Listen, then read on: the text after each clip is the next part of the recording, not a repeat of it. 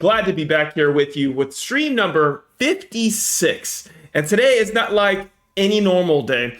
Today is a special day. We're going to roll into another awesome interview with Nana, our community representative, who's been doing a lot of work here in the community. I'm super stoked and excited to have a chance to chat with him, pick his brain, get a little bit of perspective about what he enjoys about the game as well, and see if we can get some community questions answered for people as well today. So we're going to dig into it today. We're going to have some fun. We're going to get going. We're going to see if we can, of course, potentially get our eyes on the elusive ATH. And we will see if we can kick that off and get going with that as well. And hopefully, just maybe, we can pull that off. Community, let's get a little post up. Yo, Sevner, what is good, man? Thank you so much for the raid, guys. Welcome to the stream. I was just saying, today is the kickoff for day 56 of streaming Entropia in a row. It's not a normal day. Today, we're going to roll into an interview with our community rep, Nana, and we're going to see if we can pick his brain, learn a little bit about what he enjoys about the game, and what's on his mind for the future as well, man. So thank you so much for that raid, guys. Welcome. Nice to see you, Nocturnal. Nice to see you, Leola. We're getting kicked off here. We're sending a few messages out as well, just to get some things launched and set up. So just give me 1 second, guys, while we get going. Community rep. Community rep, Nana, interview, going live now. And let's get that going. And let's get that set up, guys. I hope you guys are all doing well today. I hope everybody's doing good, my man. Let's see. Let's get a few of these things posted. Stream number 56.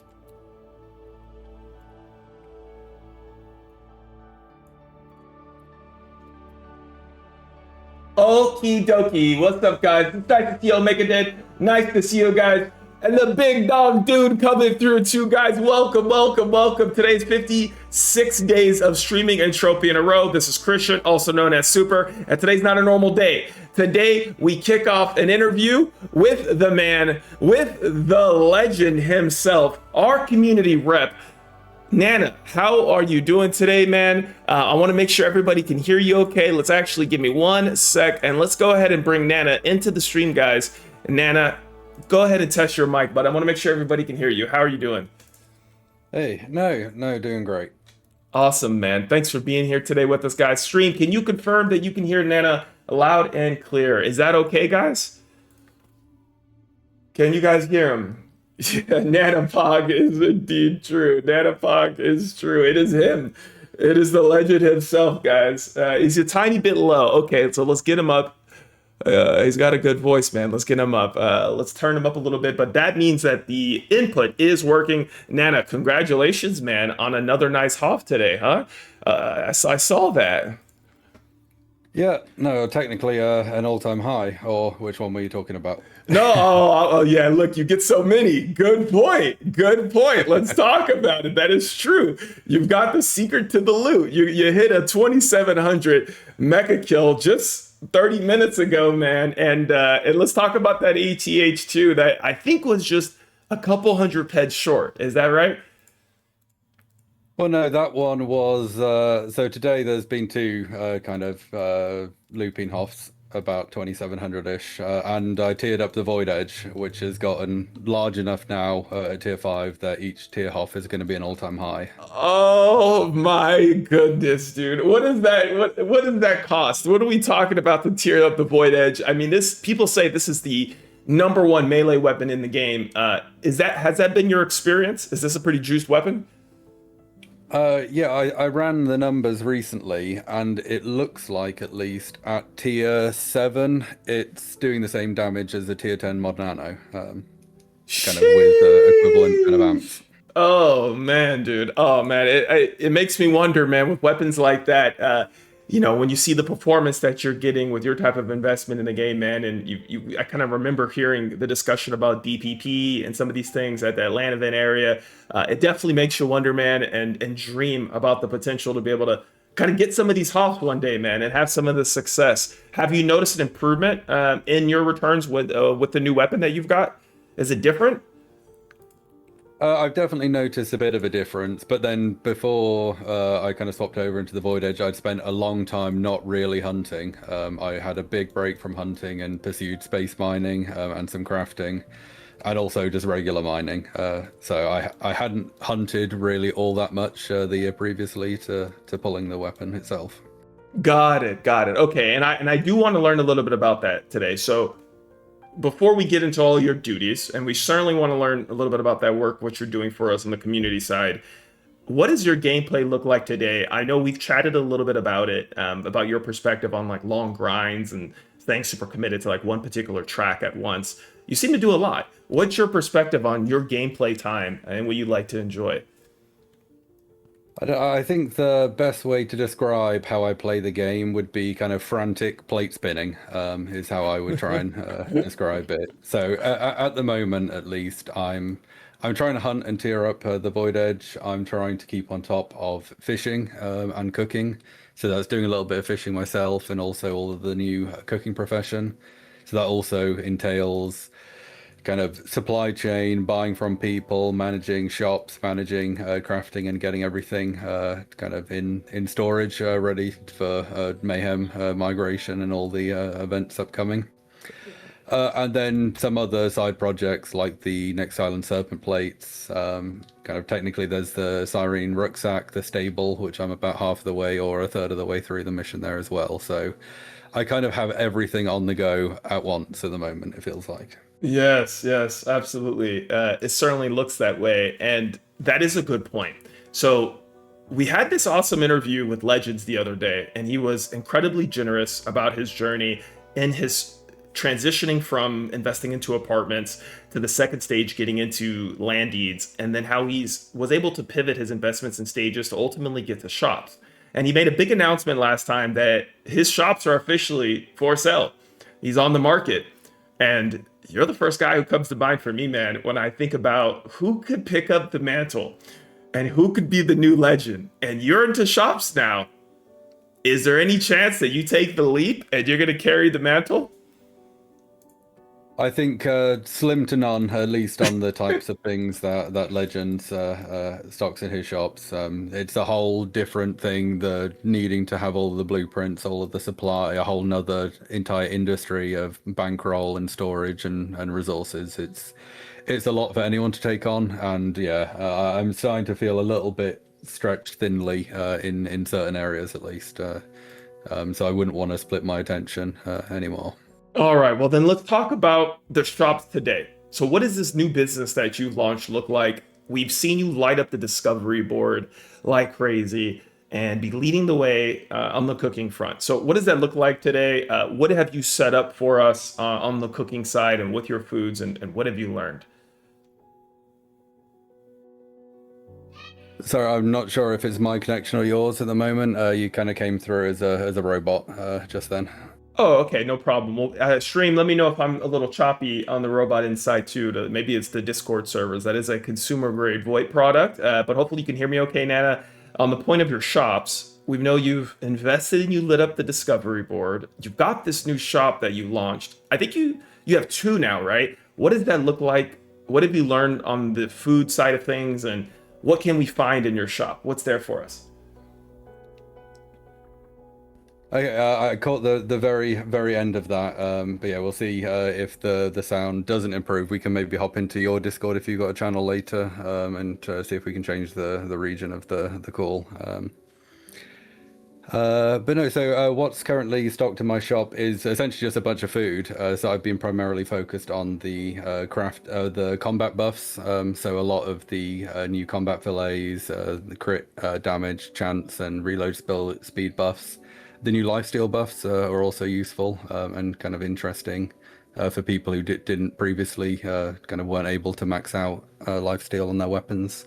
And then some more of the defensive stuff like kind of essentially the Nutristim equivalents. Yes, and have you been enjoying this? Is this something you definitely want to continue that you think will be a core part of your gameplay loop from now on? I think I definitely like it to be. It's definitely something new. I think there's a lot of upside in being kind of a food supplier to the kind of community of the game. It's definitely a change of pace to what I'm used to. So obviously I've primarily been hunting, mining, crafting, but shops and selling things that way is a bit slower. It's a bit of a slow burn type profession. But it lets me also kind of, if I'm replying to people on Discord, helping to investigate issues, it's something that I can kind of queue up a lot of clicks and then go do something else. And it doesn't require me actively kind of hunting a mob or doing something where I need to pay attention. Yes, yes, yes, absolutely. And what has kind of, before actually I do get into how that's been for you, what was the train of thought and your mindset to make that leap? I imagine you, like you mentioned in reference, you've been a little stretched thin. So what was that kind of journey for you to say, you know what, I'm going to do this. I'm going to get the shop up and running.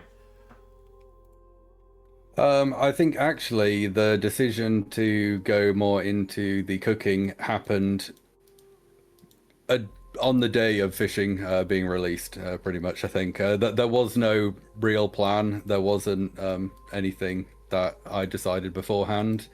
As the kind of I started to fish and started to see some of the recipes being discovered, I thought actually kind of like I could see myself doing more of this, and then just kind of snowballed from there. And then one thing led to another, and then here you are. How many total discoveries are we talking about so far? How many have you made? How deep have you gone?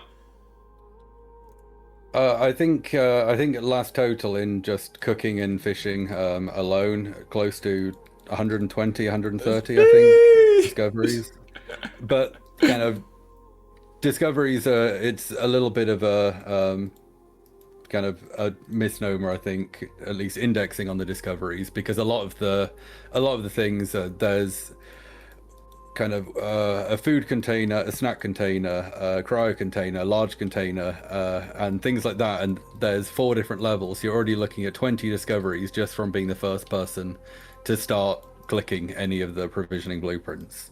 So while the count of discoveries is high, it's massively elevated by just being a sheer amount of quantity and the kind of permutations of the different types of items that are available. There's definitely players out there that have got far more impressive discovery portfolios, shall we say, than I do. Who would you name? Who's that? Has more than you?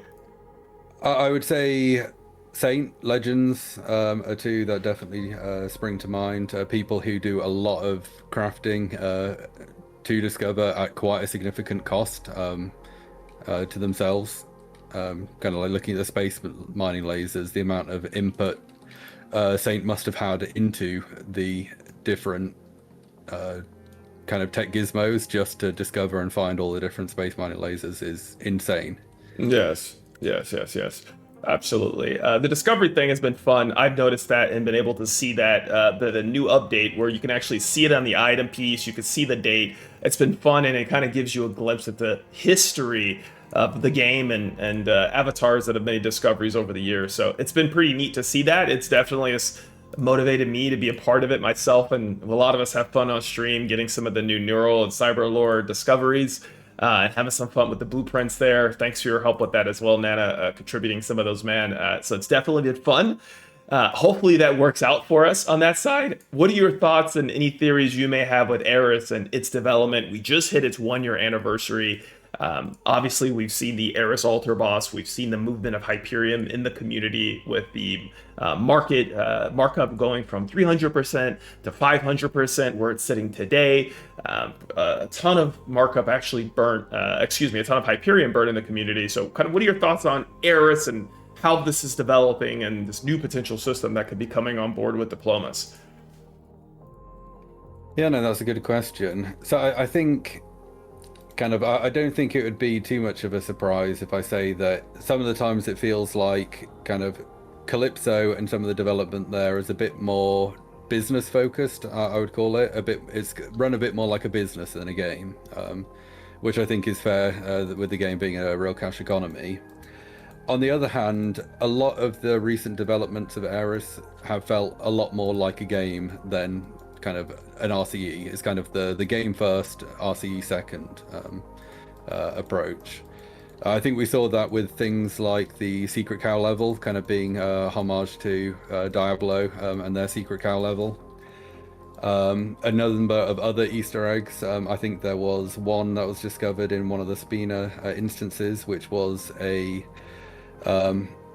old reference to Age of Empires 2. Oh, I missed that. Which one was that? There was a picture of the Cobra car, the how do you turn this thing on cheat code car in one of the Spina ships. Okay. Yeah, so I think at least to more answer your question, I think my hope at least is that Aris and its continued development is going to bring a lot more game-focused mechanics and a lot more engaging content. Yes. Okay. Very neat. And what do you think from a dev cycle timeline standpoint we're talking about?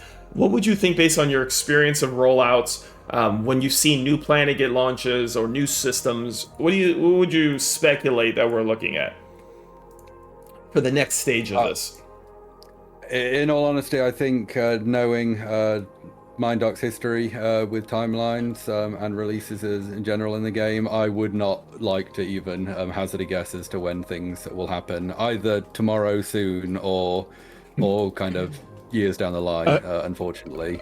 A little bit of a gaming soon, the gamer answer soon, which could vary from a tomorrow to years in the future. Okay, to go back to a little bit of your gameplay loop, what would you prioritize your priorities right now? Are you going to continue to lean into hunting? Is it your shop management? Is it some of the crafting stuff to do to support your shops? How are you managing your priorities at the moment?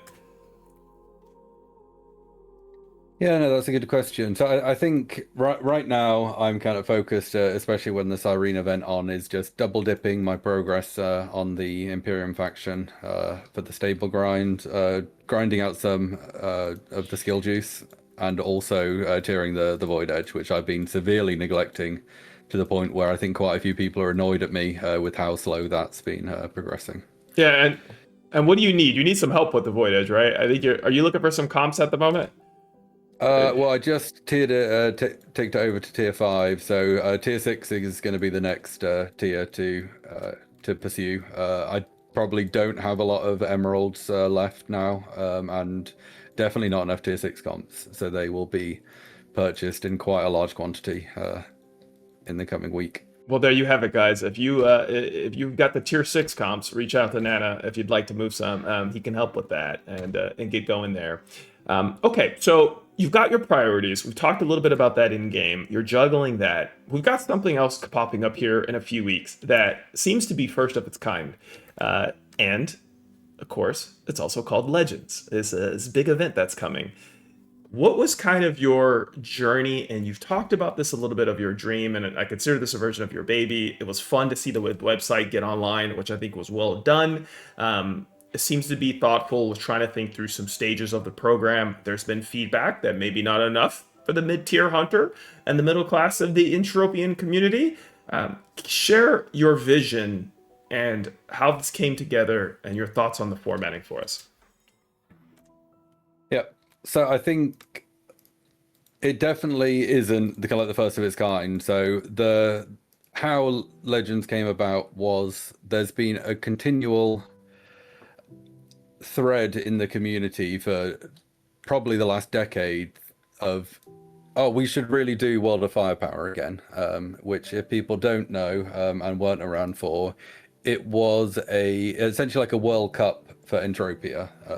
You'd have different teams, everyone would compete and kind of get points, and then there would be one kind of country crown champion at the end. And it was a lot of fun. It got a load of traction within the community. There are a lot of kind of teams and support teams that all kind of work together to achieve the win there. And it's always been something that it feels like the community's wanted to be brought back. So when I was having one of my syncs with Mindark, I floated the idea. Could we do something like this? And is it something that Mindark would be able to help out with supporting?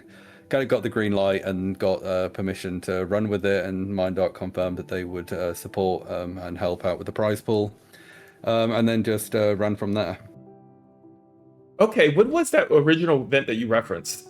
When was that? It was called World of Firepower. I don't remember the date, though. I'm sure there's someone, at least in your chat, that probably. How far back are we talking with that one? How OG was that of an event?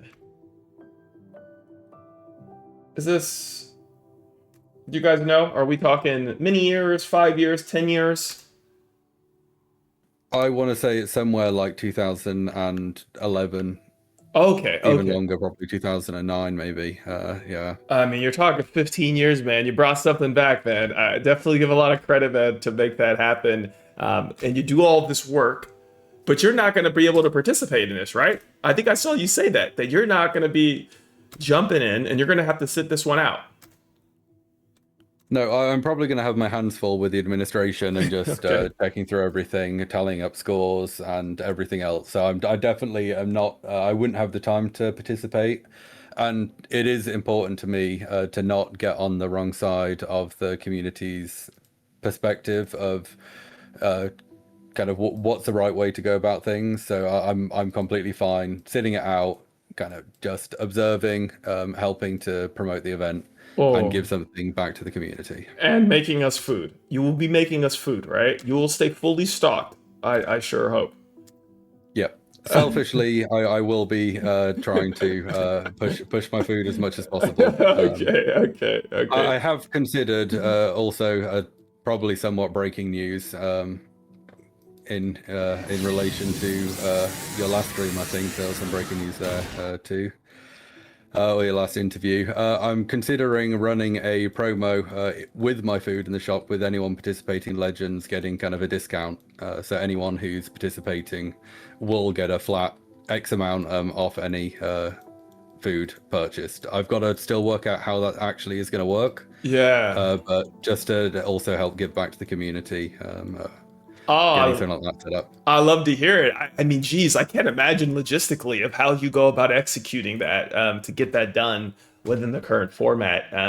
It would be very, very interesting of how you're going to go about doing that one for sure. But that would be awesome. That would be super cool to see, certainly. Can you give us an overview while we have everybody there of the event and what's going to be participating? Where are we hunting? What are we doing? It's in qualifying stages. We've got people here in the community in the chat that are just getting together with their teams. Registration just opened on the site, guys. Let me drop the link to the site for you guys as well. And let's go ahead and talk a little bit about format, if we can, Nana. Yep. So there's 3 tracks throughout the entire event. There's one for players that do not have a single profession, like combat profession over level 40. One for teams and one for solo players. So I think you made a comment earlier that there's been some, not really complaints, but just feedback from the community that there isn't a lot of opportunity for the mid-range players in this event, and that was kind of intentional, I think, for this first iteration of Legends. So with a somewhat limited prize pool, even though 500,000 PED isn't exactly a small amount, being able to generate enough prizes that are actually meaningful enough to make people want to really dive into the event is kind of challenging. So in the future, definitely, if this Legend event is good and received well, there could be a possibility for next year doing another iteration where there's a lot more players, levels of players represented, let's say.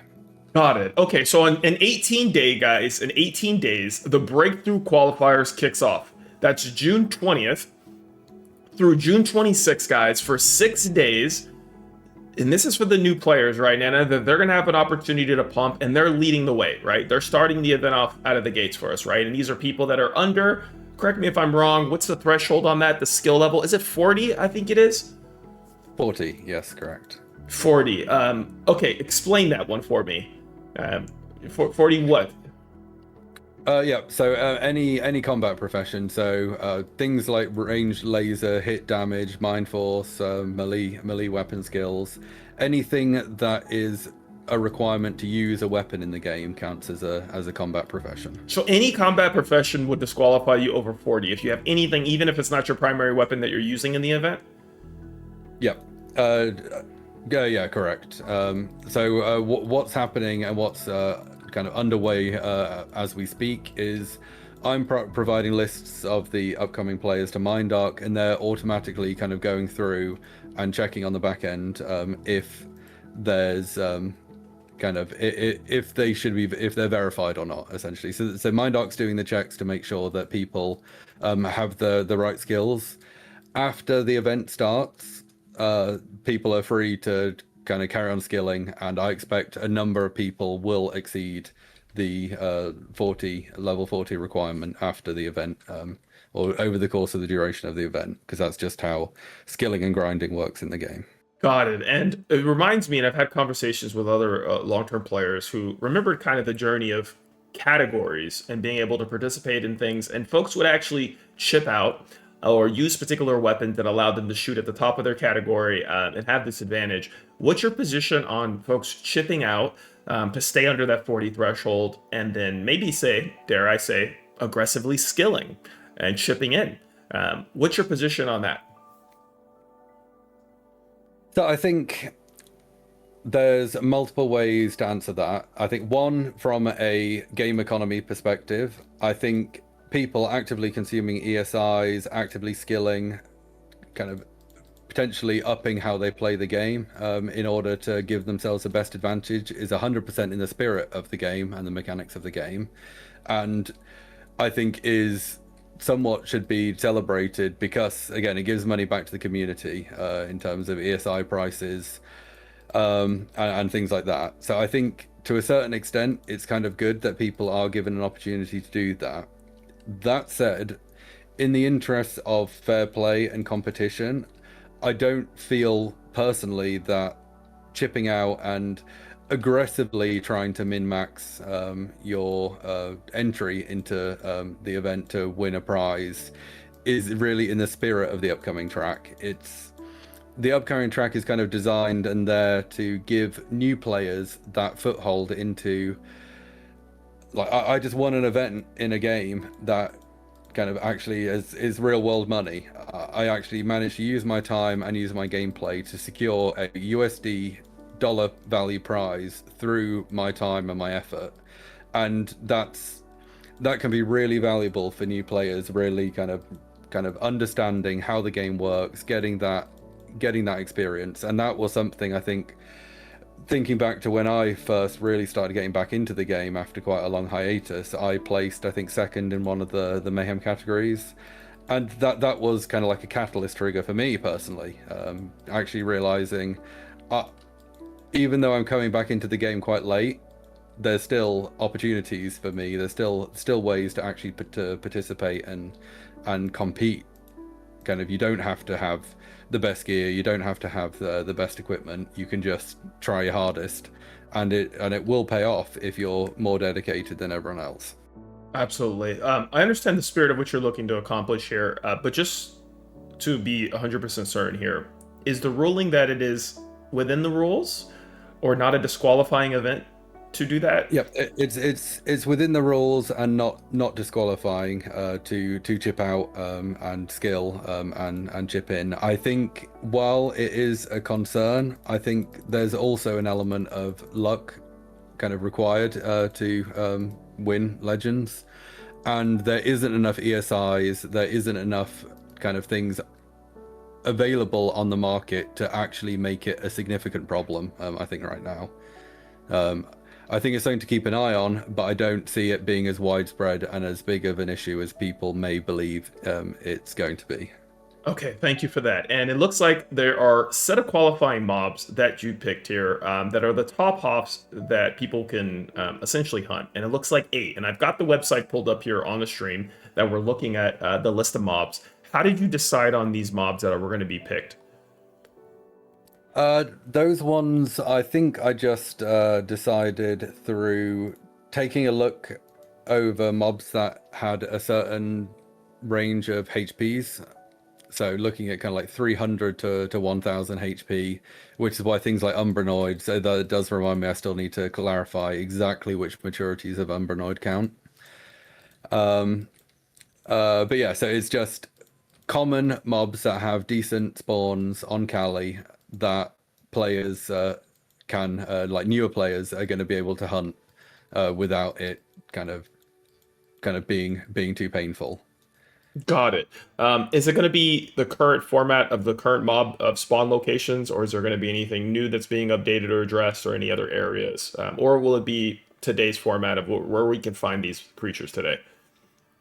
Currently is where they're going to be found today. I know that there's a couple of mobs on the list that don't have great spawns, and I'm currently looking at seeing if I can provide a recommendation to Mindark to add in some temporary spawns for all of the stages of the event to be able to kind of like have better hunting, like making sure that New Treasure Island has dense enough spawns to support the activity we're hopefully going to see from players during the course of the team and solo ones. Got it. And player-owned land areas are fine too to hunt on as well, right? Yep, as long as it's a mob and on Cali, there's going to be an element of I'm going to be integrating and relying on kind of third-party data feeds to build up a temporary leaderboard table, but I will also be talking with Mindark and getting the end scores kind of verified by them. So basically, it's got to show up in-game, assigned to yourself on the global ticker, but everything else is kind of fair game. Got it. Okay. And with the breakthrough track, does it end within the 6 days? Are they going to have like a qualifier stage as well, going into quarterfinals, semi, and grand finals? Or is that the single and team qualifiers? Or are they just a straight 6 days? So if I understand your question correctly, there's the team and solo qualifiers that run for 2 weeks after the breakthrough, kind of sequentially, so one after the other, and that's what takes them into the qualifying track. But it's the same as breakthrough. Okay. There's then the like quarterfinals, semifinals, and grand finals for all of them. Okay, so all 3 tracks all have a qualifying stage, a quarterfinals, a semi, and a grand stage at that. What was kind of the point of doing it that way, of having a qualifying heat into a quarter, semi, and a grand final? I think that's a good question. I think I like the format that I kind of borrowed it from an old event that Next Island ran a couple of years ago called the New Elysian Supply Event, I think it was called. And the format of having to get points based on Hoffs is kind of a good equalizer. So it rewards people who are grinding and are dedicated to the event, as opposed to kind of just someone getting incredibly lucky with one Hoff. So I think one thing that I don't like about higher single loot events is that it's an event format which disproportionately reward someone who's already gotten lucky and already technically kind of won the event by kind of hitting the biggest global or the biggest half. So it always feels a bit odd to me that you reward the players who have already won with an extra prize. So I think it evens out and spreads that over people who are potentially willing to put in a little bit more time. Got it. Okay, and the bracket system that you referenced in the qualifying heat stage, are these the brackets for, is breakthrough considered an entire bracket, or are you breaking out participants in separate brackets? Sorry, could you go over that one more time? The qualifying heat stage, the very first one, you mentioned that score the highest points within your bracket during the qualification window to secure your advancement. Is everyone in one giant bracket, or are you going to be breaking? Yes. Okay, so it's one central bracket, and you participate, and you're going to have 6 days as a new player to participate, and you can grind and pump 24 hours a day. There's no limitation on hours in a day, right, for this? No limitations for this one. Again, kind of there. I think I said it before on Discord. Is I'm 100% sure that at least in terms of how we're structuring the event at the moment, we're probably going to make mistakes. Things won't be perfect. That's kind of going to be expected from this being the first event kind of that I'm running this way. If there are things that don't quite work as well as they should do, it'll definitely be feedback for next time. But at least with the constraints of the game and the engine and everything that we've got today, this was best case, kind of best design that I could come up with to do what I was aiming to do with the game, if that makes sense. Yeah, look, absolutely. I love to run events. I'm always thinking through ways that we could find new creative ways to come up with dynamics within the limitations of the game and what we have to work with. I've seen it in esports across AAA Tier 1 games that have worked through the challenges of formatting as well. It is not uncommon, and I think we're doing our best to develop a competitive format here. But the clarity I think, is helpful for a lot of us with the big event that's coming up here in a few weeks. And to go back to it, just to transition from a qualifying heat stage, quarterfinals, it says that the top performers will advance to the quarterfinal rounds. How many people are going to be moving on from the breakthrough qualifier stage? How many new players is that? I believe it's 16 for all tracks, provided that there's more than 16 that have got the points. So that there will need to be mechanisms to do tiebreakers. So if there's kind of 20 people that are in the 16th spot with 5 global points, then it'll be based on the total sum of all of their globals together as kind of like the tie-breaking value. Oh, okay. I did. Yeah, that's a good call out. That's actually a good catch. And you kind of got to think through these things in advance. It's tough being a tournament or competitive organizer. You think through the gotchas, and I'm sure some more will potentially pop up as well. But okay, so 16 move on, and then you say it's higher stakes and tougher creatures with limited time windows. So going into quarterfinals, 16 avatars then move, even in the beginning stage. And then what? Is this going to be a higher maturity on the original creatures you identified, the 8? Is that what happens? So I've got some ideas that I'm still waiting to get some final confirmation on with Mind Dark.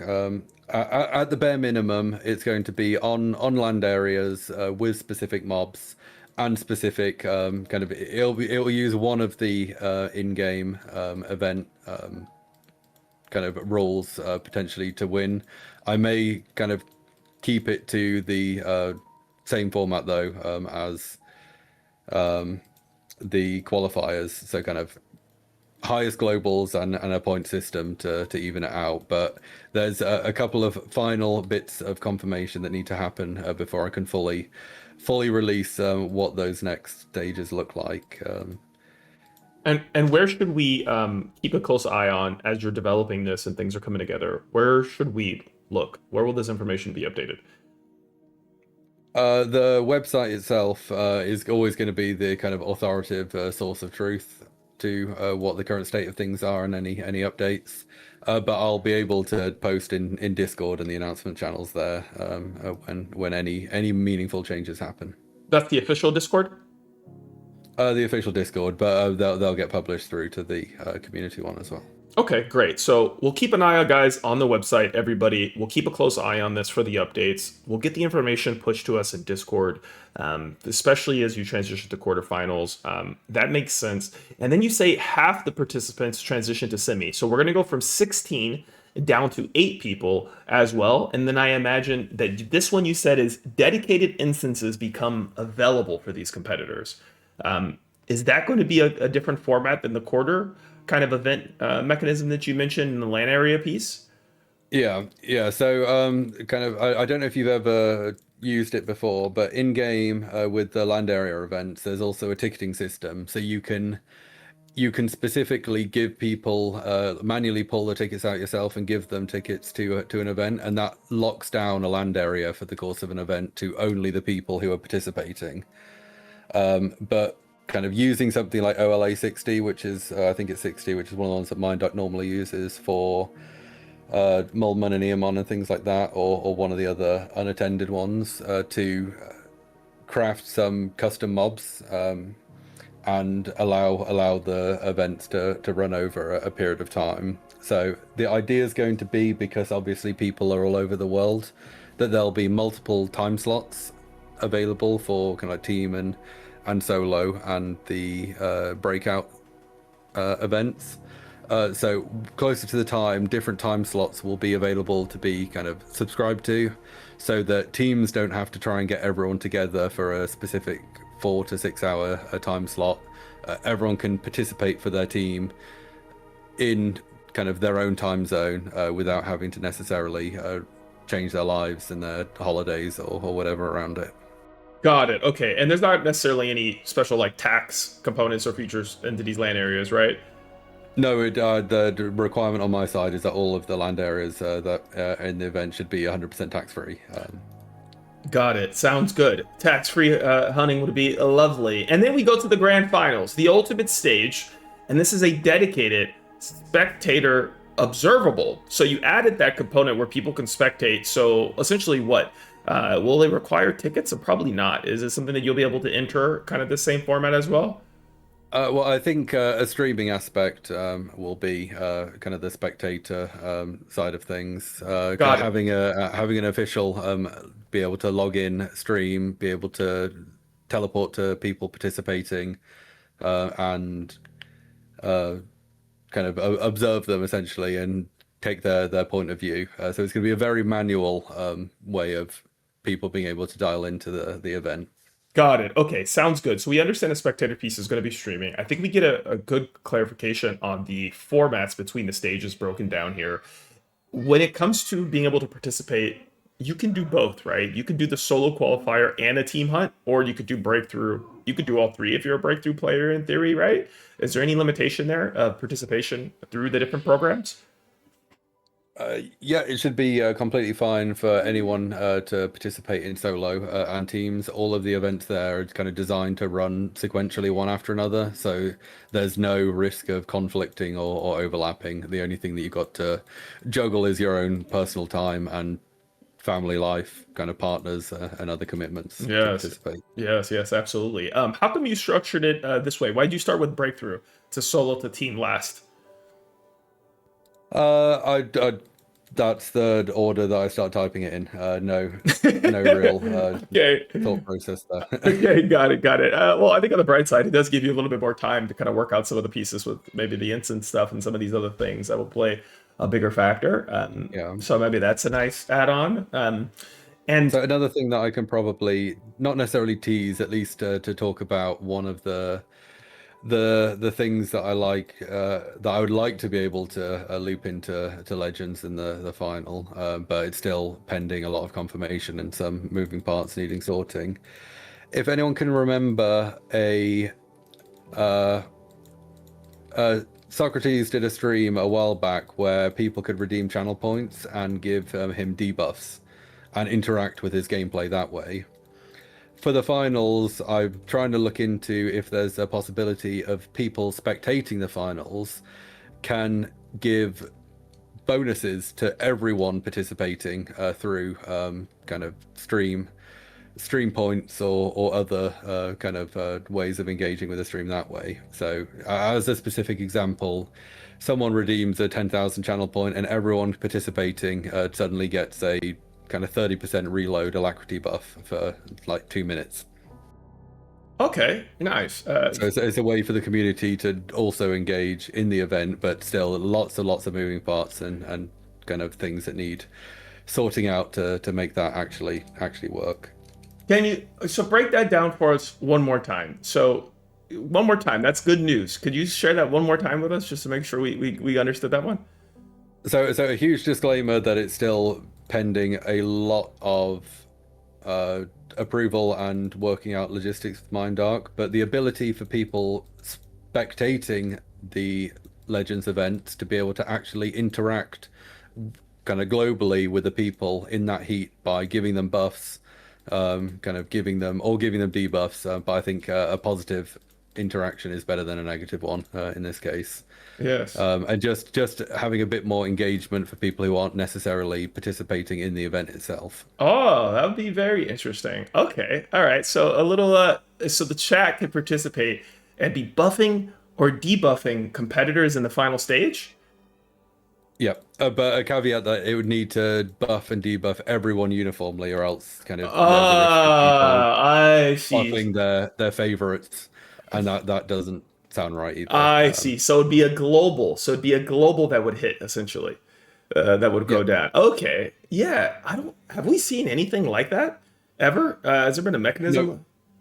no. Well, there is a mechanism, like I said, that Socrates used on his stream to do something similar to himself, but people could interact and give him debuffs by kind of like making him go really slow, or forcing him to take like double damage and things like that. Oh my goodness. That would be fun. That is going to be interesting to see. Good call out there that it's going to be global and across the board there. That definitely makes it fun and exciting to happen. Let me just clarify that grand finals. How much time are we thinking here? Because these are more limited windows, right? So where's the hourly? Okay, so the grand finals is 4 to 8 hours. The semis are 4 to 8 hours. Okay, what's your train of thought on the hourly limitation that you put in the three different rounds? Quarter, semis, and grand are 4 to 8 hour windows.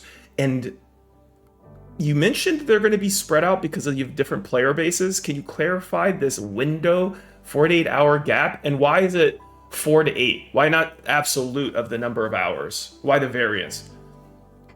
Yeah, so 4 to 8 is more that I haven't quite decided exactly how long these events should run, and the windows essentially. So, having in UTC an event that runs from midnight to 4 a.m., 10 to 2, and say 6 to 10, spread out for solo means that anyone who's participating in solo and based in Australia or New Zealand can participate in a time slot that's better for them.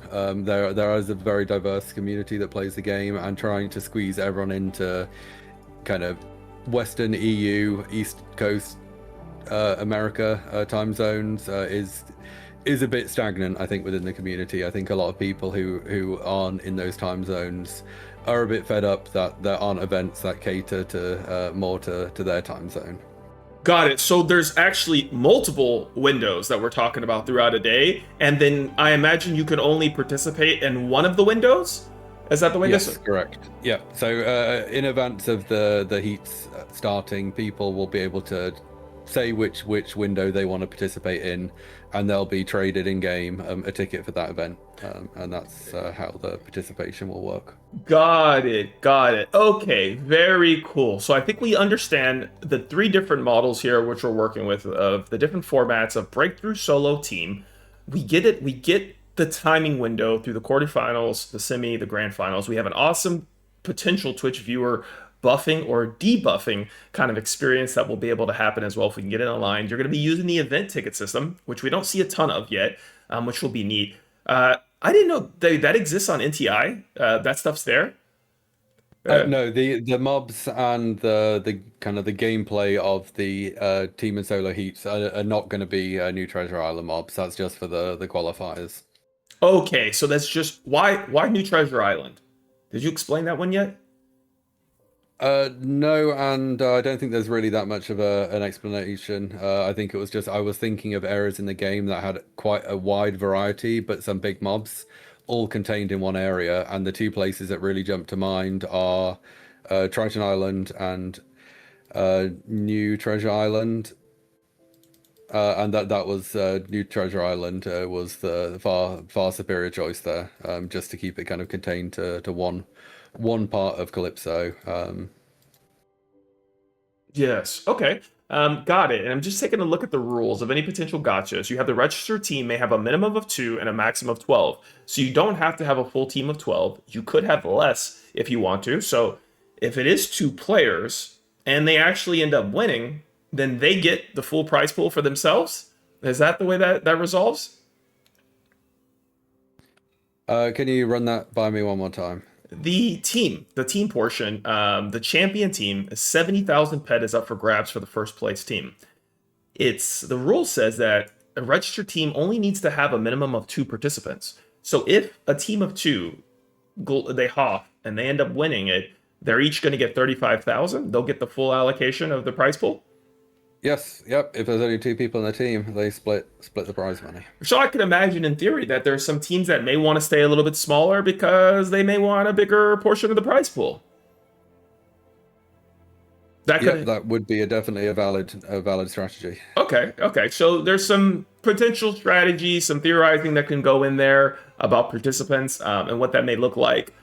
Given the length of the time of this, I imagine folks might have to work through participation. And if you're a team and maybe you're hunting less or you're not participating as much or you couldn't make it a day, what does that look like of your portion of the prize pool? But I suppose that's all team business that they have to figure out operationally. I suppose that's on them that they have to work through. Yep. Yep, All like I said, the prizes will just be distributed evenly, kind of split up between the folks that are registered for that team, and any team related orchestration is 100% on them, and any associated drama. got it. Okay, and how long is it going to take for distribution of this lovely pet here? How long do you think it's going to take?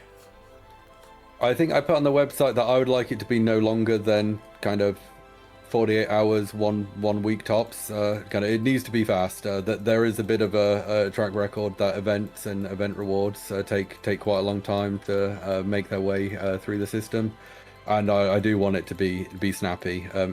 With these things being kind of event like Hoff related, it's going to be very easy to validate and verify. The only thing that might hang things up slightly would be if there's significant kind of issues or someone kind of being accused of cheating, and there needs to be some adjudication that needs to happen. Let's talk about that. In a big old red box here with a warning sign, you have the zero tolerance and cheating and interference clause.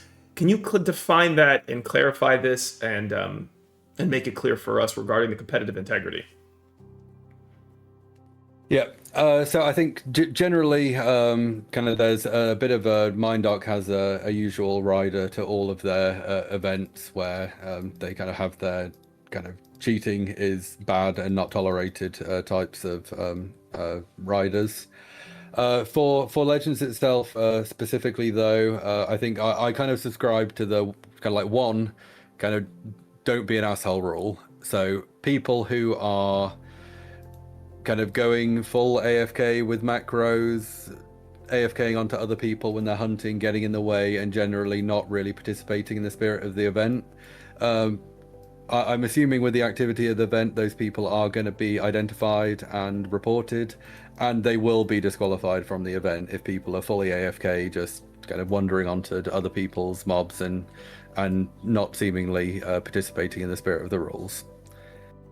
Got it. And if you have a team member who's doing that, unbeknownst to the rest of the team members, will that team member be able to be swapped out? No, I think I honestly thought you were going to go, is the team going to get disqualified? That feels aggressive. I guess maybe. Wait, I guess maybe. Oh, that's a good point too, because if they do hit, if you hit big, yeah, okay, give us both answers. We'll take both from you. Yep. So I think I was initially leaning to we'll take it on a case-by-case basis. I think if there are teams from big societies that really should know better, then the entire team gets disqualified in those cases. Okay. Okay. But if there's smaller societies that may not necessarily understand the impact of their decisions as well, then it'll be taken on a case-by-case basis. All right. That's not an excuse for people to sacrifice one member to AFK to try and get ahead. All right. Sounds good. I understand. And all rulings in the event moderation are final. There is an appeal process here that is listed, guys. And it says that appeals may be submitted via official channels within 48 hours of ruling. The decision of the appeals panel is binding.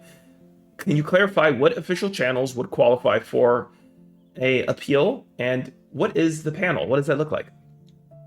I think an official channel would be on the official Discord, either specifically just putting something in general, kind of contesting a score or a decision, or sending myself or potentially just Socrates a DM with whatever issues that needs to be raised. The panel itself would be myself, Socrates, and potentially some other officials from Mindark to look at things, most likely from the support functions. All right. All right. So there we have it, guys. We've got a full rundown on Entropia Legends here that is kicking off in a few weeks. We've got a breakdown. Total registrations is up to 365 with 213 solo competitors. Upcoming, those are our new players at 112, and there's 40 teams that are here set up as well, that are broken down and defined here too. 4D. Is there anything else that you want to add to us that you think we need to know, Nana, about this? I don't believe so, not off the top of my head. Obviously, just keep posted on the kind of updates as and when they happen. And no, I'm looking forward to it, even though it's going to be, I think, a lot of work. It's something that the community, I think, has been asking for quite some time, and meaningful cash prizes are something that aren't too frequent within the game. Yeah, look, 100%. I agree. And I think you mentioned it a little bit earlier on that if this is deemed to be successful, that we could look forward to seeing more in the future. Is that right? And how would you define success? I think success will be people having fun, people talking favorably about the event, and hopefully as well people entering into the game through people creating content externally to the game. So that's the other side of Legends, is that it's a good vehicle to talk to other streamers, other content creators outside of the game, get people who might not understand much about the game excited about what can happen within the game, and help grow the community some more, because I think most people want to kind of see the game grow for many different reasons, and I think it is hopefully something that is gonna boost that. Okay, perfect, man. Thank you. I want to say thank you in behalf of my little community that we're building for the work that you put in, man, to build this. It's exciting. I like having content to be able to participate in, a carrot to chase and something to pump on. I imagine that we could give you some grace as you work through some of the changes and the things that are going on. And I know these things aren't perfect, but it's nice to see this get going. Let's pivot and let's talk a little bit about Chris, your... new here. Your friend has a sexy voice, gang. Prime says you got a sexy voice. Thanks, Prime. All right, dude. So let's talk about your role. How long have you been in your community liaison role now? Oh, that's a good question. Time does fly. I want to say it's been over a year now, a year and a couple of months. Talk to us. How are you feeling? Are you stressed? I wouldn't say stress. I'd say I think having many kids helps me with the patience and understanding and the somewhat unorganized chaos, which is our community in game. Are you enjoying it? Yeah, no, it's a lot of fun. I think there's always some really rewarding moments. There's been times where I've been able to help out specific players with very specific problems that have been lasting for ages, and actually finally getting movement on things that seemingly were kind of impossible, or not getting any traction for multiple years. So I think that those sort of things I have a personal soft spot for. And things as well. So one case that I probably can speak about is it was a number of months ago now. There was someone who had bought a bunch of vibrant sweat crates on auction and mindlessly clicked the accept transport fees to take it to a different planet because they needed some sweat on like Tulan when there wasn't any there listed that they could get. And the transfer fees for that particular thing total to about 3,000 PED, and it completely emptied out their PED card. And Mindark normally take a stance of kind of all trades are final. People kind of click those buttons. They accept the consequences. But I think this was a relatively new player, and getting kind of spoke for a while with MindDark and support, and kind of came to the conclusion that it is kind of an honest mistake. I think a lot of people do tend to, after they've clicked it a few times, that button, don't really read the number after a while, and it's a very easy mistake that can be made. And that 3,000 PED kind of costs MindDark nothing, but it costs the player a lot. So getting that refunded, kind of when previously I don't think that would have been refunded, is great. Yeah, absolutely. That sounds like strong work. I remember you warned me about this, funny enough. I think you gave me a literal warning, so I get why it was top of mind for you now. Why are you doing this? Why are you doing this work? Primarily 100% for the love of the game. A lot of people, I think, when they play Entropia, when they think about Entropia, they see the potential behind it. They see that the ceiling of actually what Entropia could be is so much higher than it is today, even more so. It's still a great game, but there's so much more potential. And doing whatever I can to help move that along, help by talking with the community, helping to kind of identify and kind of chase up issues, and just help out MindDark where I can on the community side, I think is the main motivation there. Are you paid for this work? I am paid kind of a nominal kind of token amount by MindDark. There's probably been a number of times where I have said, both under my breath and out loud, I'm not paid enough for this shit. But it still is kind of rewarding and valuable work. What does the family think about all the time that you've invested? Do you tell your partner it's work, that it's work? Do you view it that way? I 100% would view some of it as work, some of it just I now have just rolled up into what I consider my normal kind of like playtime and what I normally do. Like right now I'm hunting the mechs. I probably every 20-30 minutes of playing the game I get a new PM open up, and I permanently have like maxed all chat tabs open, so I've got a grid of about 8 PM windows up on my screen with at least 4 DM conversations going in. Each of them are people asking questions. Right now there's quite a lot about Legends, but normally it's this is broken, or I don't understand this, or various things. So there's a lot of people that are continually reaching out, and also kind of a highlight as well, because sometimes things can get lost in the noise when there are that many DMs happening, and kind of if I'm crafting and log off for the night, or not log off, but I'm crafting and log off for the night, some DMs do get missed. So always, if there's anything important that people have and I don't get back to you in a timely manner, feel free to either ping me on Discord if you ping me in game, or just ping me again. I don't ignore people. I don't kind of put people on ignore for chasing me up and following up on things that matter to them. Thanks for that context. With it in mind that you are compensated, what's a fair expectation, and is it fair for the community to have expectations on you as a resource for us? With that in mind? Sorry, I just got slightly distracted by a chat. Could you say that again? No, since you are compensated for the work that you do as a community liaison, is it fair and appropriate for the community to have some expectations on you for the work that you do? On one end, and I'll clarify, on one end, you could sit there and you could say, hey, you're a volunteer and you're contributing your time, and you should be grateful for the work that you can do. But if you are compensated, and yeah, nominal, and you don't get paid enough for it, you certainly give more. Is it fair for community members to have an expectation on you for the work that you do, in your opinion?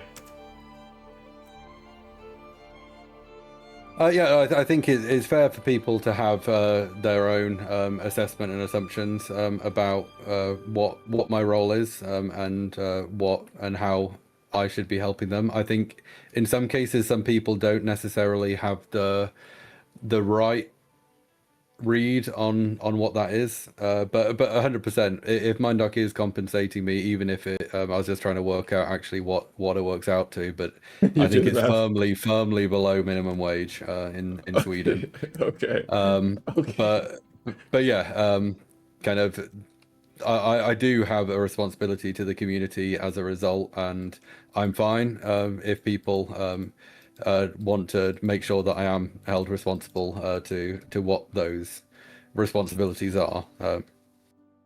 Yeah, and in this game, it's a real cash economy game. It's one of the only in the world that's been running for 20 plus years. Got a lot of players who've been heavily invested. Some that make a living from this game. Some that have put their life savings. Some have maxed out credit cards, taken second mortgages on their homes for it. Emotions can run high, and things can be taken very seriously for that. So when there are concerns, and you're at the front end of a lot of this community feedback as well, what is the appropriate way to navigate that with you? How would you like to see things addressed or escalated, or in some cases de-escalated, that are particularly sensitive? Yeah, so I think cause I think Dune also asked exactly what my responsibilities are, so I think I'll just cover that one off with this. So I think I'll work back from my weekly meeting with Mindark, and then kind of go from there. So I meet with Mindark once a week for like an hour or two meeting, and I've got a long running document where I put together all of the bugs, all of the issues, all of the support cases, any recommendations or suggestions that I've heard from community members into one big document, and it's absolutely massive now. It's absolutely huge. It's a shame that PCF I think is still down, because there's one thread that I raised where I did a kind of like a roll up of kind of like the last 6 or 9 months in my role as community liaison, and a report of kind of what sort of stuff had been covered and the impact of what I've been doing. But yeah, so with that in mind, obviously, it's very much community focused. It's like what's not working or what's working well, any support cases, bugs, issues, things like that, where players need help. So that is the extent of kind of how I work with Mindark. So when people have issues, they're kind of like, as anyone who's been on the Discord has probably seen countless times. What I tend to do is ask for a support case number, and if people are comfortable sharing, and if it's not super sensitive, sharing a little bit of context about what the issue is with me, so that when I raise it, I can talk to support and Mindark directly and say, kind of, this player's got this issue, and this is what the issue is. And potentially provide a little bit of a recommendation of, given what I know about the game, this could be what the cause is, or alternatively, like in the case of the guy who had done that sweat buy on auction, this is what I think should happen as a result. Got it. Okay. Thank you for that. Thanks for a little bit of context about your role, the process, and the effective way to communicate with you. I asked a similar question to Socrates, which is, how can we be helpful to you? What is your ask of us, your community members?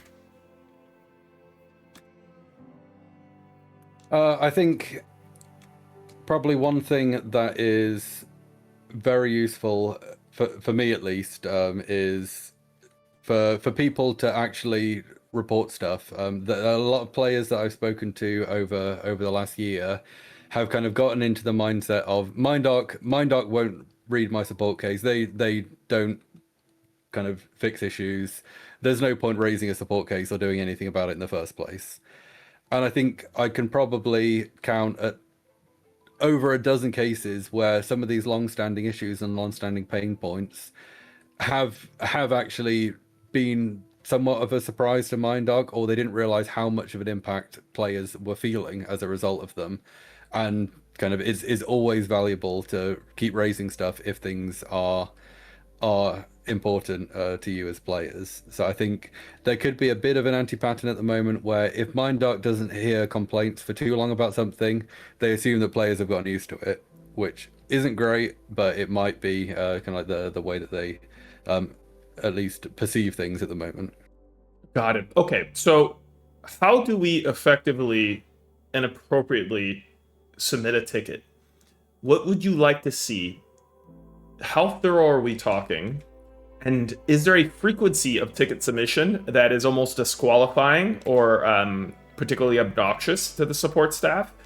Is there a cadence of tickets? Is it, if they're all valid, submit them all?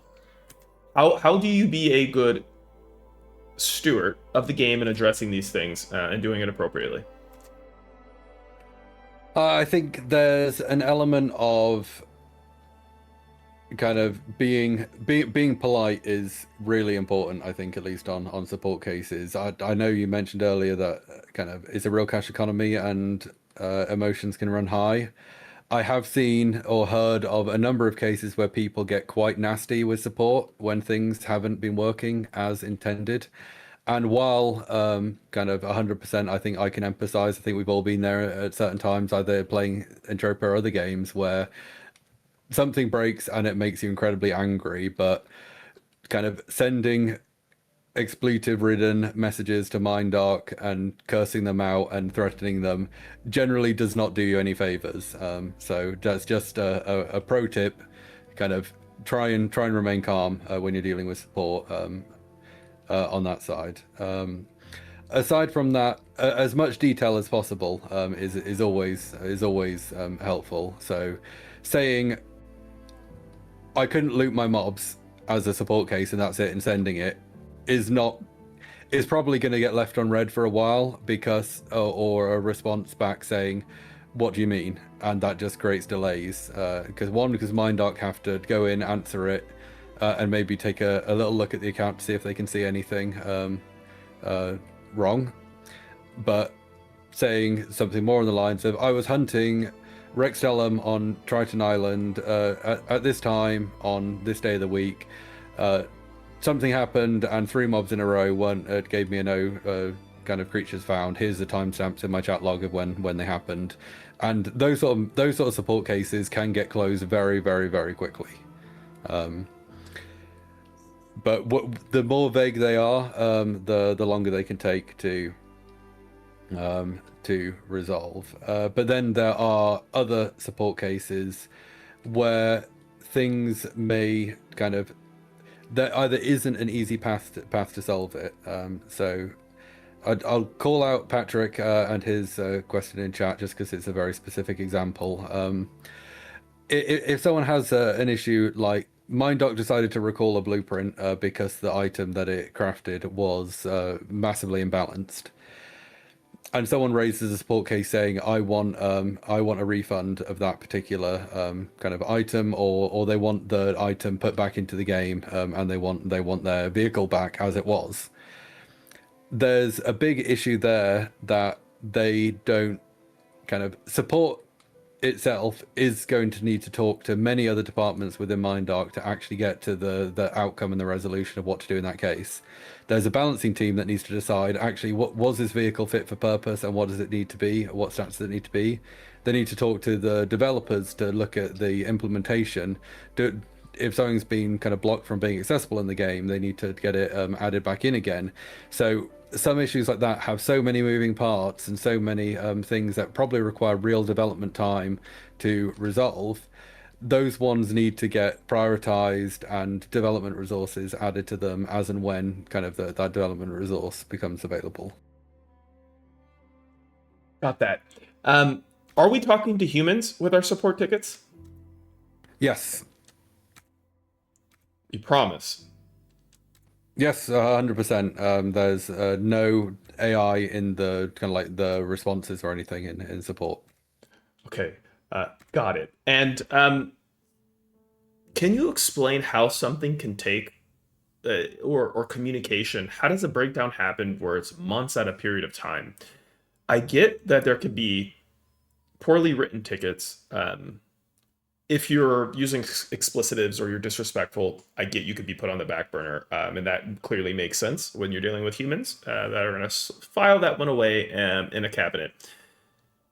But there are incidences where it's been referenced where it's been months and months. What does that look like? How does that happen? And I get your point regarding like the balance team or devs have to get involved or something like that. And sometimes support just may not have an answer. But how does that, how do those things fall through the cracks where things can pass so long and people are sending back-to-back pings on a ticket that's like, hey, can I get an update? Like, how does that go down? Yeah. So I think, at least I hope I won't get in trouble for this one from Mindark, but I think currently there's about 600 support cases active open in the queue at the moment. So that's a measure of kind of the volume and the scale of the problem that MindDoc has in trying to actually deal with the backlog of things that require kind of action. I think my own personal read that there's always going to be a little bit of a case of kind of paralysis analysis when you've got that many things that need solving, that kind of even picking up extremely old cases, you need to kind of do some investigation. You need to work out what that player meant and what was going on. And the longer things go, the harder it is to actively pick them up. And I don't doubt as well that there's a number of cases where people have support cases and they've since stopped playing the game. So MindDoc is still spending the time dealing with support cases of people and asking for more information from people who kind of maybe aren't even reading their support cases anymore. Oh, that's a great point. Is there a time period that your support case can get closed if you don't respond in that incident? Sorry, can you say that again? Is there a time period where your support case can get closed if you don't respond within a certain amount of time? In that case, I never thought about that. Like all the legacy support tickets that might exist from players that are no longer playing or monitoring their inbox. I don't believe there's any specific timeout where things get auto closed. I think sometimes if there's been no specific action and no follow up from the player, MindDoc will close things after a while. But if the support case is essentially waiting on MindDoc, then I don't think things automatically get closed out, with the exception of an event that happened recently, I think, where MindDoc did I think a bit of a reset of some long-lived support cases in some categories, and asked players to resubmit them if the problem was still there. I think in a hopes to combat this. But I think one thing, at least kind of slightly going back to another point that I see quite a lot of is there's a number of people that I've seen mentioning this as a pattern, that if they don't get a support case, they open a new support case the next day referencing their previous support case, and they do that every day for like a week. And that kind of also doesn't really help. Like, while again, I appreciate people can be incredibly frustrated, and their own gameplay in their own time is their most important thing, which it is rightfully so, but kind of nuisance support cases and things like that kind of definitely hurt the problem, and potentially just pinging me with a support case number, explaining what's going on, and saying it's been kind of X amount of time. Can I please get a response, and I can see what I can do in speeding things up.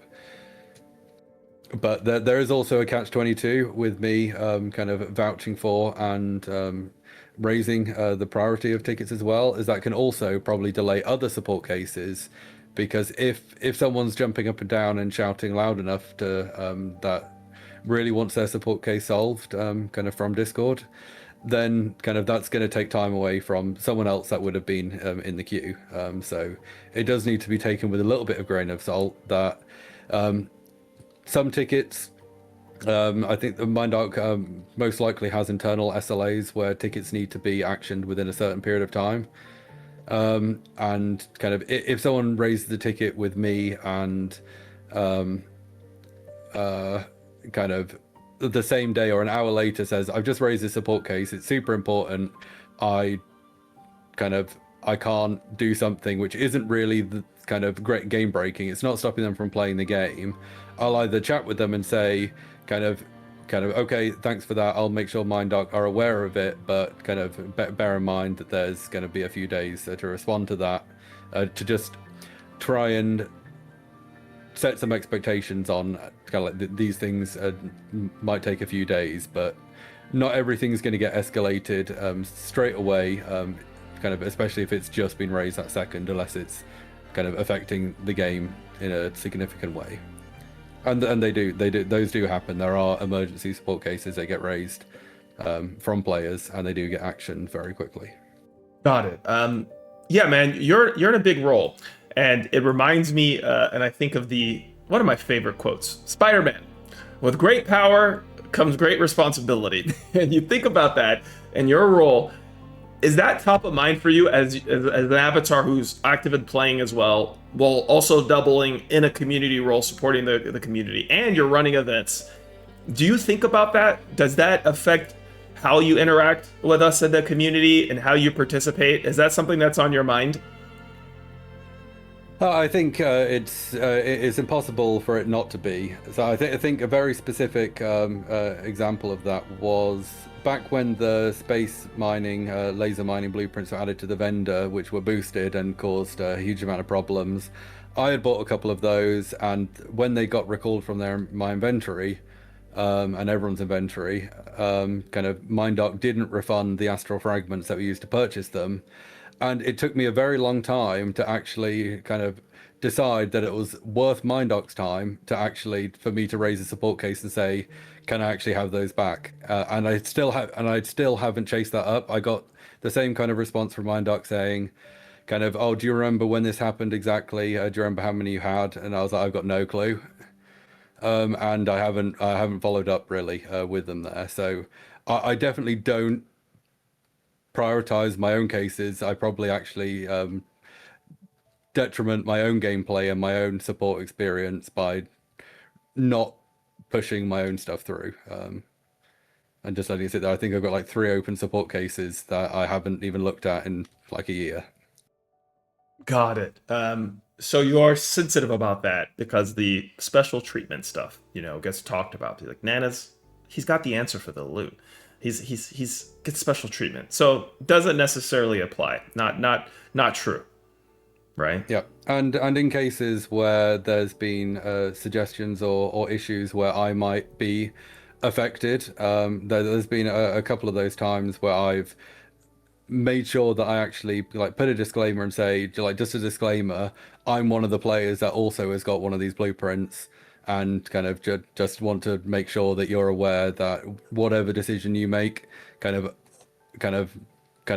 it's also going to affect me. So like bear that in mind. So having to make sure that I disclose if there's any kind of conflict of interest in anything that kind of a support case is dealing with. Bringing it to the light, that seems to be answered. Disclosures, and transparency, I think, is super helpful. We've talked a lot about trust. We talked a lot about competitive integrity. Thank you for your transparency, answering some of those questions to address some of these things, which could rear its head. I think it's a good guiding light and a star that you think through as a best practice. And then there's all these issues that can fall under that on a day-to-day basis where it could potentially bubble its head up. So thanks for that. Hopefully that gives everybody a little bit of context into his character and the way that Anna views these things. Just to go back to the fun stuff, which is the game. What's going on with the synths, man? What's up with the synths? Is this Skynet? Are we being taken over? We're seeing discoveries popping up, my man. What is going on with the synthetic movement with this shift? Yeah, so I think this is on stream, so I'm not going to be able to deny it. I think Rusty actually was quite right on his assessment on the synths. I think a big part of Mindoc introducing the synths is part of showcasing the capability that is possible. I don't believe right now it's really going to meaningfully impact anyone's gameplay. I would kind of quite like to see a future. So an MMO that I can remember playing quite fondly was Star Wars Old Republic, I believe it was called. Yeah. Where you had a companion which you could kind of gear up and would play alongside you, and you could task it with being a support or a DPS or a tank. And the ability to actually be able to hire and have your own personal synths in the game to do certain things and do chores and tasks could be quite cool. That said, it does then take away from the fact that they're taking our jobs kind of mentality. It's taking away from what a free-to-play player might be doing or providing a service. As a specific example, I am awful at advertising my shops in game, and the ability to be able to have my own synth just stand at PA and spam my shop would be invaluable to me. Yes. It could be interesting. But man, are they going to take our loot? They're taking our. Not only are they taking our jobs, man, but what about our loot? What about that? Yeah, so I think to a certain extent, I don't know how the systems are coded or how they work. Obviously, a lot of markup loot is wave loot, and there's a limited supply. So while they kind of, if they're not actively participating that much in the selling side of the economy, in theory, due to a tiny slice of supply going away to synths, they could actually be raising the markup by getting rid of some of the supply themselves, especially if they end up consuming more of it than they actually create themselves. So that there could be a potential upside there. And again, I think in terms of there's been a few people commenting that like where are their pets coming from, how are they getting funded? It's the same way that kind of any kind of stream giveaways and things like that happen. There's internal budgets and things at MindArc where these peds will be coming from. Same with Legends being kind of marketing budget for the game. So I think I don't think it's meaningfully going to change how people really play the game, except for maybe people who donate a little bit too much gear to them and then maybe regret it after the fact. Got it. But you envision down the road where this could be a fully developed ecosystem where, since similar to your experience with Old Republic, are interacting, they're completing tasks, they're doing things with players across the board and really integrated in our day-to-day and all of our systems and in the economy. Yeah, I think so. But right now, it is essentially a tech demo. Is what it is of the capability of kind of like an AI framework playing a game, and that's kind of what it is right now. Got it. Okay. Thanks for that little clarity on the synth stuff. We saw some new discoveries today. There was a ton of updates that were pushed in the patch that have expanded synth participation in different systems as well, which is interesting. Not only just joining socks, but I saw the call out of managing. There was some stuff regarding ships, transport as well. There was a little bug that seems to be patched regarding the loot all functionality within teams. That seems like that one was addressed as well. I remember seeing some comms about that. So a lot of stuff on the synth front was happening.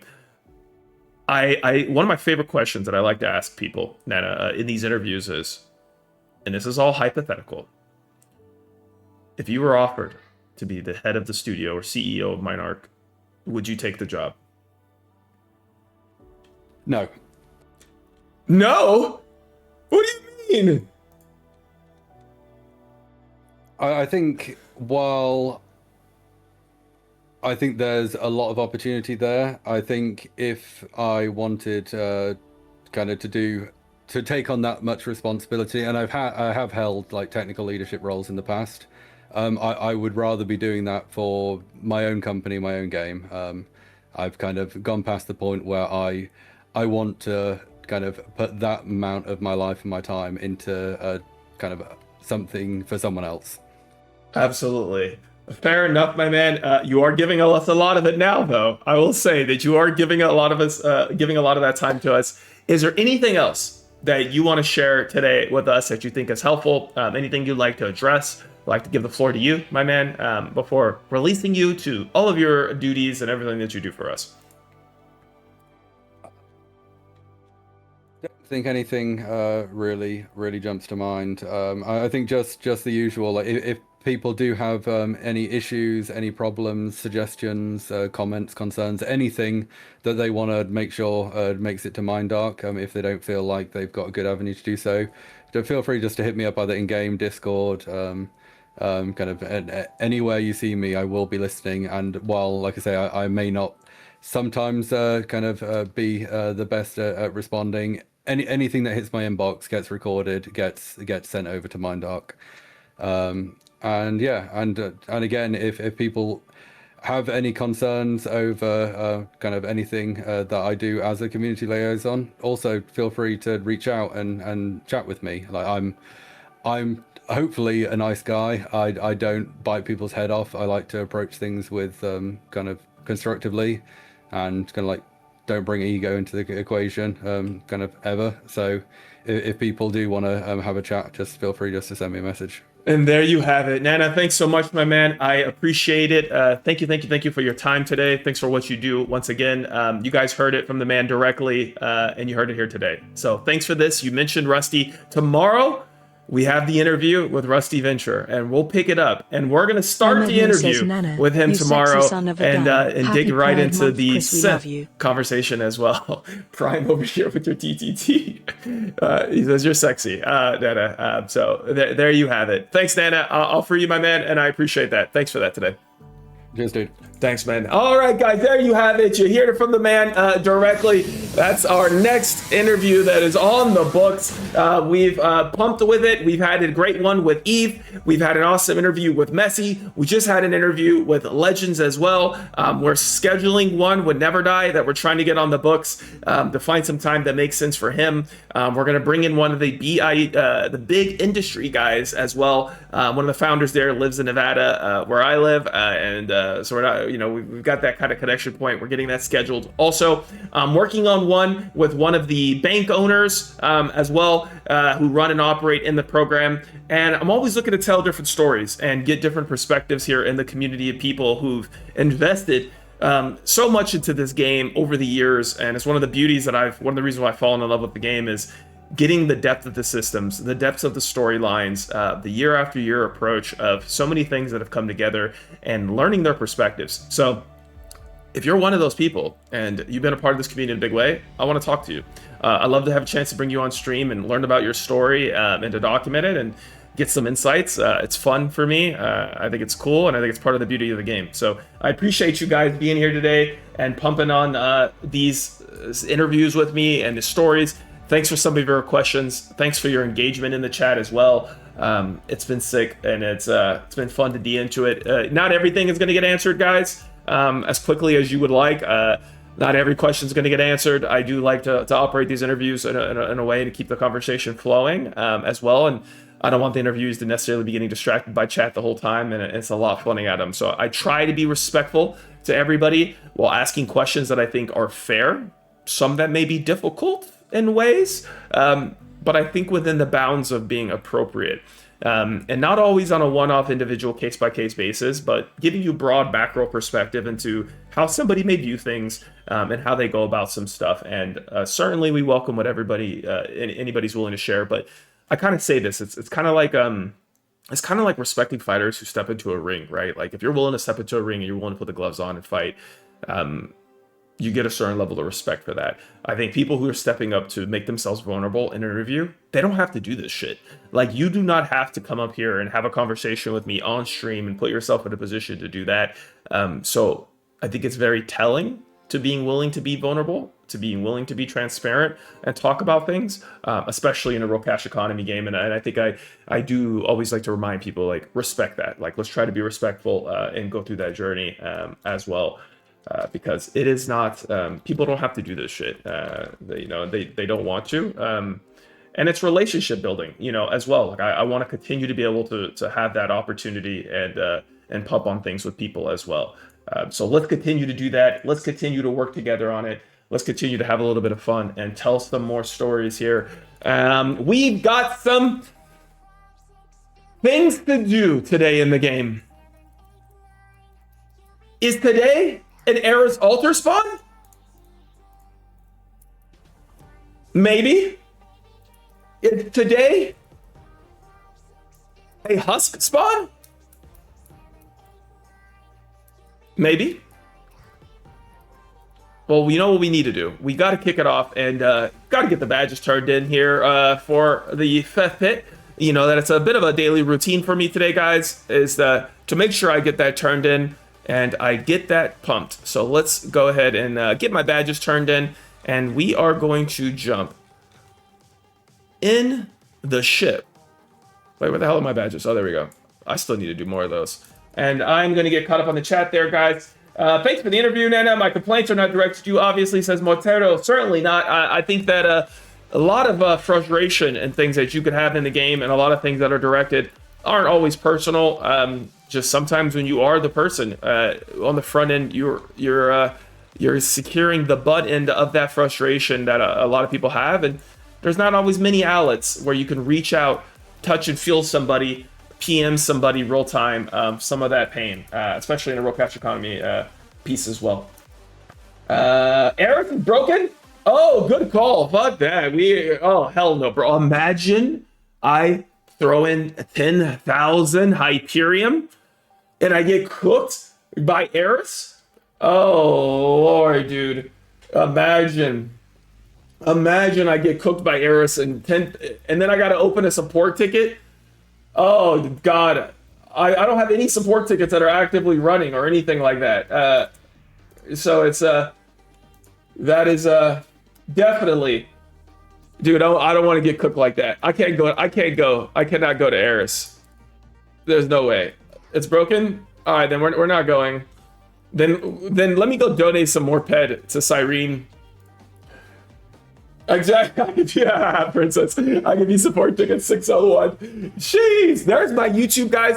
One of the goals for me this week, what I'm going to try to accomplish is I am going to try to get the interviews all uploaded to YouTube. Of course, I welcome you to subscribe. Thank you for that. I'm going to develop a whole new series. That's the interview segments that we're going to continue to get them published as well. I do populate short form content on a regular basis that does get put out there. And I do that.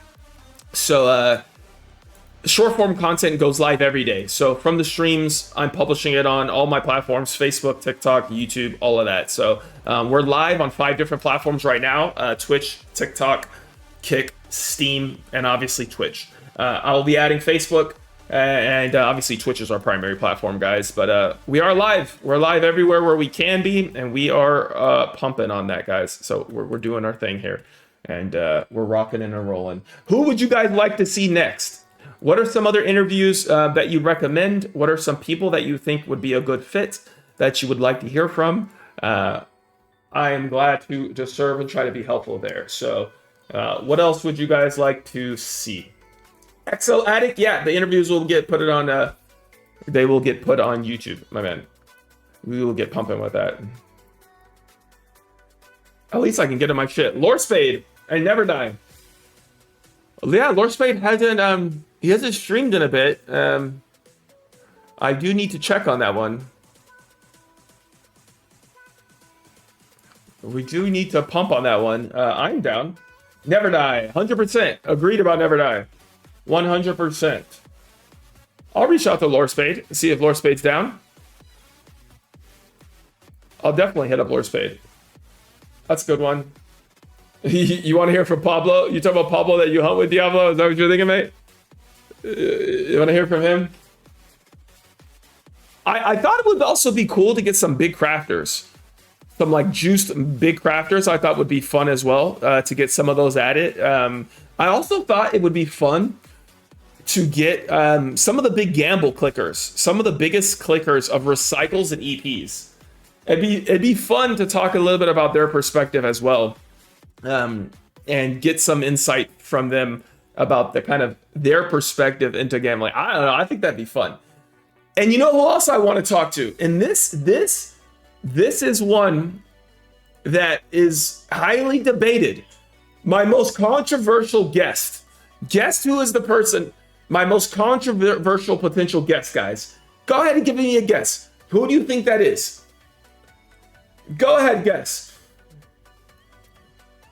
Guess them. Yeah, it is Boxer. It is Boxer. Not, hey, Lady Jennifer, nice to meet you. Welcome to the stream. My name's Christian. I go by Super.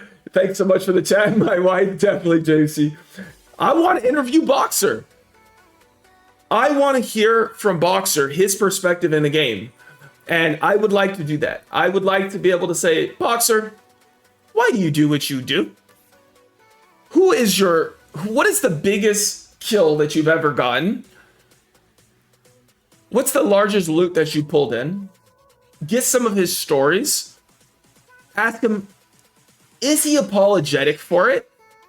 Does he have any sympathy in his heart for the kills?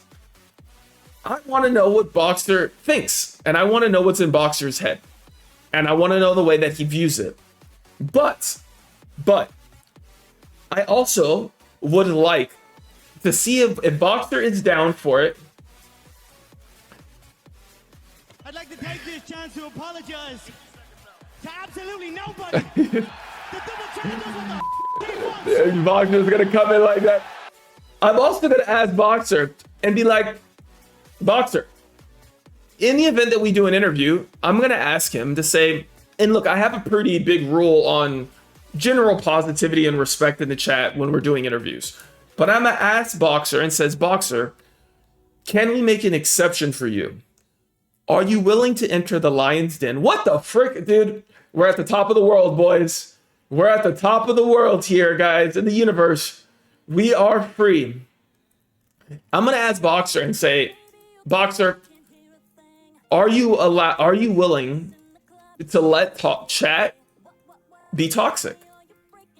Can people be toxic in chat during our interview and say whatever they want, assuming it doesn't violate TOS? And I'm going to ask him for that. I'm going to say, I want a no holds bar interview where we're going to put it on hold and see if he's willing to accept those terms. That is going to be the request that I'm going to make to him, and I'm going to ask that. And it will be the first guest that I will have to ask that. And that's what we could do. And of course, Nick, of course, Laser, you're welcome to do that one-on-one, buddy. You could do that, and I think you have been. I think you have been exercising your right of freedom of speech. You've been doing it, but here, it is my stream, and it is my rules. But you're able to do that, man, and I think you've been doing that in Discord, and I think you've been certainly doing that. So, but here, in my stream, my time, my investment, my energy, my resources, I get to make the rules and the domain here. And but I think you've been able to exercise that, and I think we've seen you do that, man. So it is a little bit different, but we will have some fun. And the goal here is ideally we get to have a little bit of fun. And I think we're going to try to do that with Boxer. And I hope that we could see it with Boxer. So if Boxer is down, I'd love to have you, Boxer. And then the question is with Boxer, can we make it a PvP event? Is there something I can do with Boxer to make it fun in space? Is there something we could do? It'd kind of be fun to hunt Boxer. It'd be fun. I'll put up a bounty on Boxer. It would be fun to chase Boxer. Hey, little piggy, and let him run. And I put some loot on Boxer. And then the hunter gets hunted during the interview. And we put him in a location in space. And everybody in the community as well. Maybe I put like 1,000 PED on Boxer. 1,000 PED worth of stuff. And we hunt Boxer. Would that be interesting? And then we can get some clues and make it fun. Would that be fun to be able to do it like that? You know, I don't know. Like, how do we make it fun? How do we make something enjoyable? And what? He'll kill you even with the loot? You guys can't kill Boxer? Yeah, take it to log out. Hey, man, it is what it is, dude. I can only do so much, man. I could put it up. I could put up the prize pool. I could put it up, and if he does what he does, man. I can only control so much, man. There's only so much that I can do. So if people want to do that, they'll do what they can do. But I could just create opportunities. I could try to create some events. I could try to create some different kind of moments, and that's all I can really do. So that will be what it will be. But I am down to invest the resources. I am down to pump on it, and I'm down to do a little bit of something different. This is, guys, we are on the Cyrene mech event here. I think it goes for a couple more days here. So we're out on Cyrene. I've been grinding and I've been pumping on these to try to collect the wiles that happen. I got a couple drops recently. So like these are like the ones I got yesterday. So yesterday was a pretty good day for me on droplets. I got 2 golems, I got 1 thunderous, and I got 1 wilds. These all do seem to drop in like these wave event mechanisms, you know, where like you'll see, what is it, 6 to 8 of them drop within a 5-minute kind of sprint and a chunk here. And you'll see that. So I am out here and we are pumping to see if we can continue to get some luck here over the next few days. I also get a ton of skill juices, which I like. So I'm a big consumer of the 100% skill juices. And speaking of, my skill juice is down. So let's go ahead and pop another one of these. We got 58 of the 100% 10-hour ones. And we got 65 of the 5-hour ones. I am aggressively skilling in this game, and I am aggressively skilling up, guys. So I am pumping and I am pushing. So I'm certainly a consumer of those and doing my thing as well. And doing what we can do here, guys. Let's take a look at the Hoff board. How are the homies doing? Tell me we've got some good luck, guys. Tell me you guys have found the loot. Nana mentioned he had a couple big hits, actually. I think he hit for 2,500-ish twice this morning, I think he was saying. I didn't see his first one. I only saw his second one. Let's take a look. So you got some shared loots here. You got Simone hit just under 5K on a Gen 6, which is cool. Crystal Jan hit 30K. Baldurn hit on a Richard Brenner. There's Nana's hit. So Nana's got the back-to-back here. Actually, it's about 2,700 that he was able to hit. You got some Spina Broodmothers. You got Dr. George on a Spina hit as well. Oh, I saw that one for Dr. George. Congrats on that one. I remember seeing that hit the global tracker yesterday, which is cool to see. Let's see here. Let's take a look. Image got 1K on a Zealodoth. Okay. Any big juice mining hits? That one FOMA hit was freaking juiced. That was almost like 100K on FOMA. That was it. I've never been to FOMA. And people talk about it, how much of a gamble it is. But it was pretty cool to see 100K hit on FOMA. And that was pretty cool to see. So it looks like we've got some more balanced out leveled mining hits here. Any big construction clicks? Solo is back. I saw Solo swirling yesterday. So he was pumping. ATH in May 2026. Told you. All right, Solo. You found the loot, dude. Did Solo really make a team name? Solo made a team name to click some freaking... to do some shrapnel recycle clicks? Really? Lol. He's sending a message to all of us. He says, I know what I am doing, guys. I know what the hell I am doing. Stay out of my way. Let me pump and do what I do. He knows how to make PED, he says. So, he's got the answer, guys. Bunker is back. Bunker is back to clicking, guys. He has not stopped. He's got a little hit here for himself, a 1,700. Oh god, Solo's all over the Hoff board. Oh shit, Solo went hard, huh? Oh, he's hit a lot. Oh shit. Yeah, he's been pumping.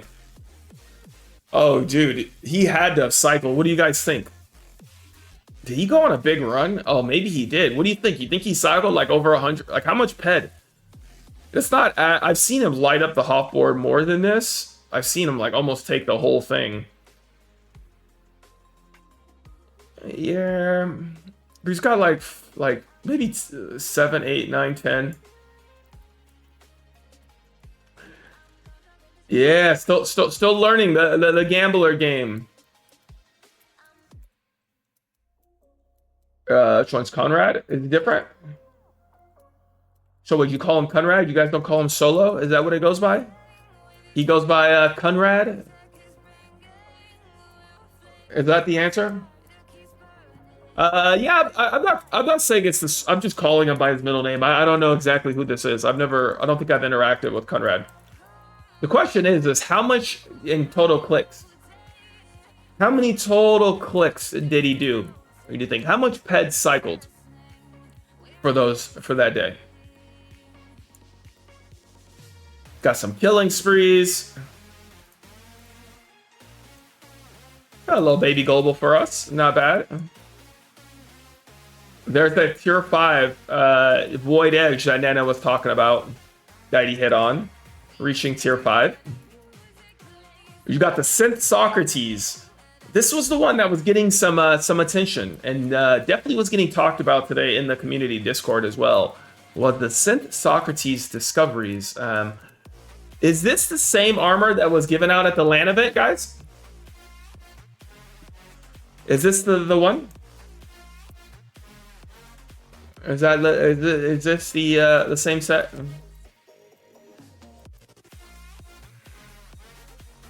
It got tiered up to tier 2, huh? Synth Sock making some discoveries.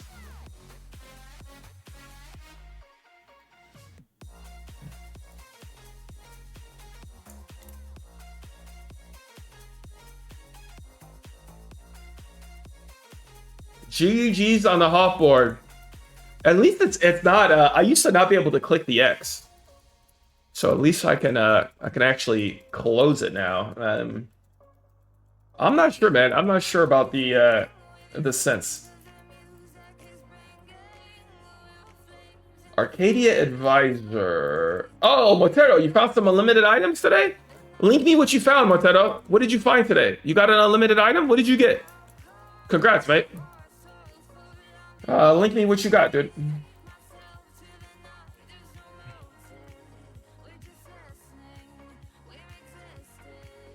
Link me what you got, buddy. So we got our 10%. Let's make sure all my buff foods are running. Increase reload speed. No. I think my food buff is down as well. All right, so I need to take another 10-hour food. There's the preserved combat fillets. These are some of the food that Nana makes.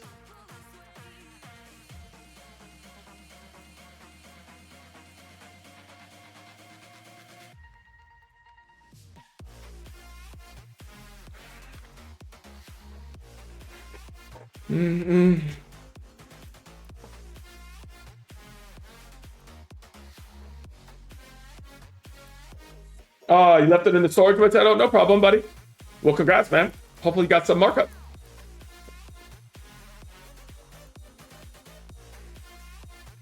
Yeah, but these are all 10-hour buffs. So I'm running all 10-hour buffs right now. So these are the ones that we're running. You get increased run speed for 15% for 10 hours, reload speed 10%, crit damage 30, and then increased chance for by 2 percentage points for 10 hours. So it is that is a series of things that we are running on. So I'm doing a bit of a longer grinds, especially because I'm in here on Snowbase. So I'm using the 10 hours in here on my longer grinding sessions where I'm not really traveling as much and stuff. I'm probably okay with using it. I did spend more time than I would have liked today, just kind of messing around on Cali. Although hopefully they were down when I was on Cali opening boxes. That's the concern, is like I don't like the waste that you can get when you have these things running. Especially when you're doing multiple stuff, traveling between planets and shit. It is kind of annoying to like waste. So like if you really need to be nonstop grinding, I think, if you're going to be using them. So I'm at 150% skill gain, Nana. How do Granny, how do I get the extra? How do I get to 170%? The highest I've been able to go is 150 using a frontier pill and 100% skill juice. I didn't know I could go to 170. So how do I do that?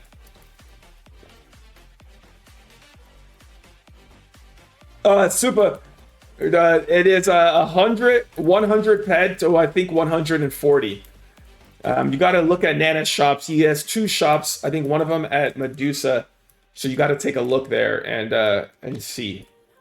But I'm not sure what his pricing is at the moment. So you got to go check out his shops, buddy. But usually it's 100 to 140 PED. I think has been his variance. He needs more fish, so he's trying to increase his supply.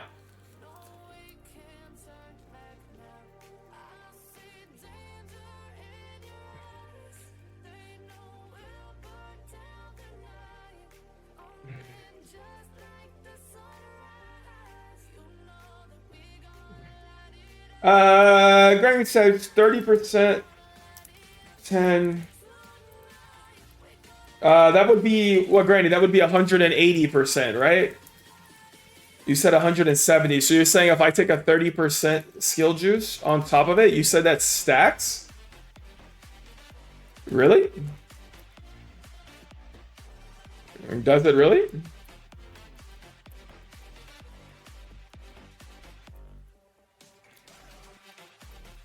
I don't know about that. Like, does it? No one's ever told me that before, that you can actually go to 180. A lot of people didn't even think it was possible to go to 150.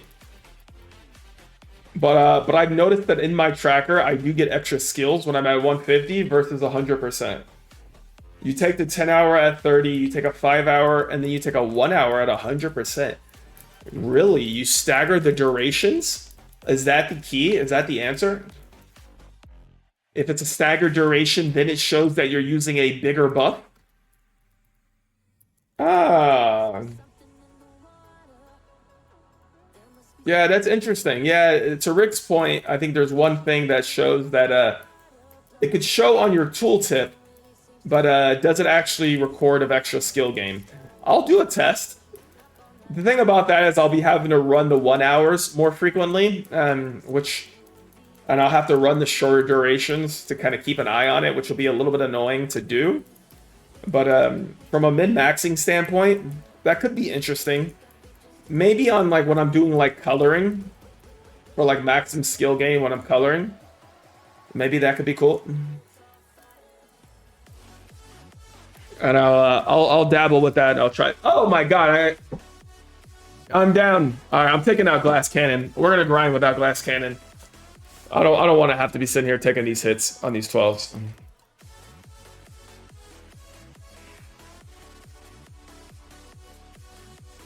All right, let's take Glass Cannon out.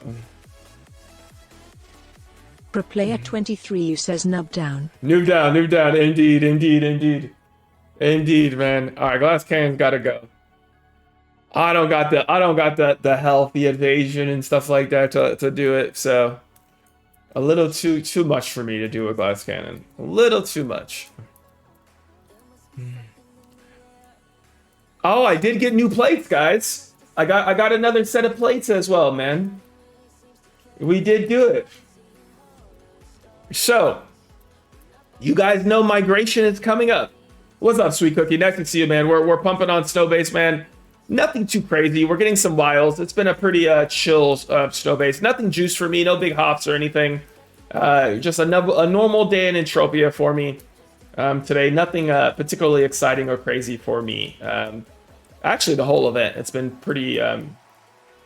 But I'll show you guys the these are the new plates that I picked up. So we did grab some incision plates augmented. With migration coming up, there is a potential, you could make obviously a point that the incision plates would be very smart for migration. So I picked up an augmented set of these to give you the 4% damage block that you have, as well as the stab protection, which I think will be helpful for the Emons, right, guys? The Emons. That's the mob, right? I've never done a migration, guys. Is that what it's called? Is it the Emon mobs? Is that what it is?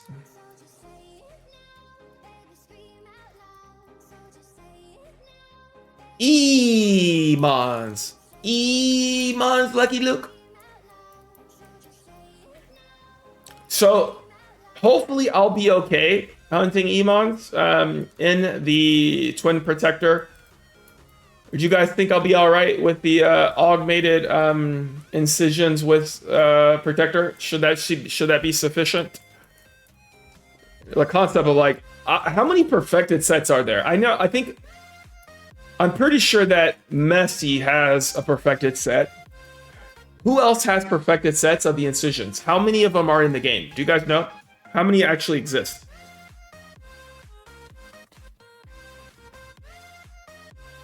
Oh, you got one too, bro? All right, that's pretty sick. I didn't know that. They're pretty hard to make, right? They're not easy to make them. The perfected incisions. You got to kill like particular bosses, right? Nice, nice. Image has one as well. Very, very cool.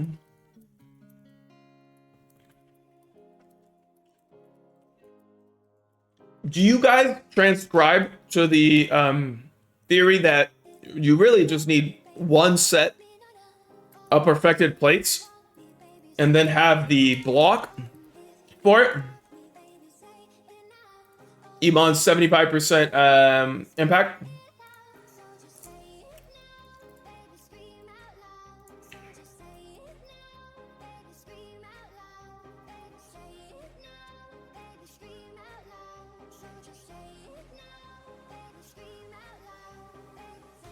Majority impact.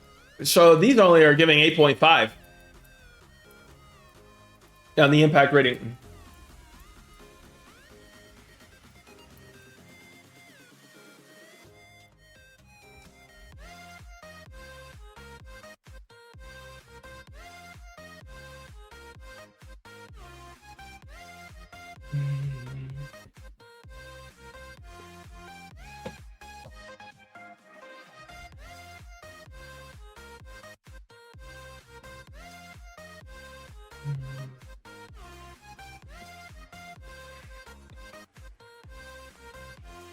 Image, are you going to participate in a migration? Is that an event that you're going to do? Are you going to take a break from the Siren loop that you're doing, Image? For migration? Is that an event that you like? Oh, I think we're in a wave. I think we're in a wave. There's a droplet, guys. Don Shelms just pulled a golem droplet. Let's see. Let's see how many more people get them. We got to pump. We got to pump. Max some DPS, boys. We need loot events. We need loot events.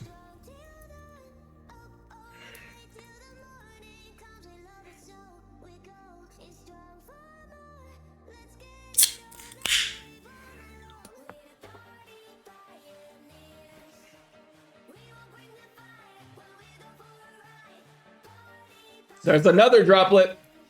Lauren pulled one.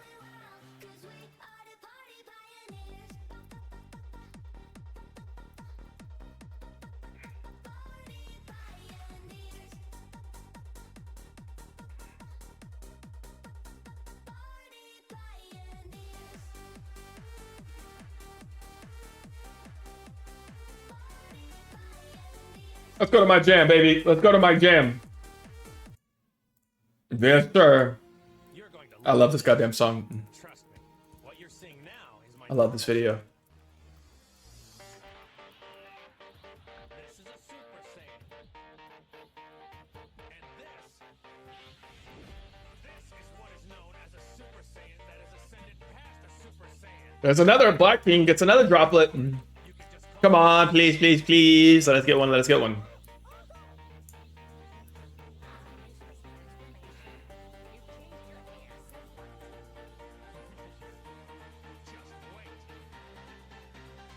There goes Nana. Nana pulls the Thunder's droplet. The rich get richer, Nana. Congrats, congrats.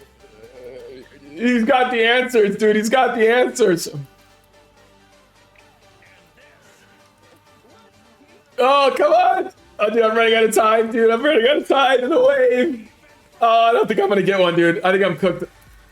I think I'm cooked.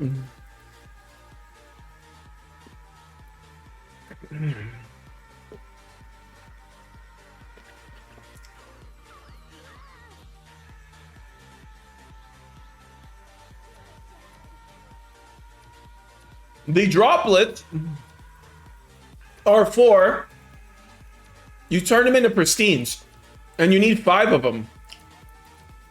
So it's this very, we'll say, unique system that they built, which essentially forces you to grind, I think like 20 or 25 hours to be able to get 5 droplets, and then 5 droplets turns into a pristine. And droplets are not tradable until they're converted to pristines.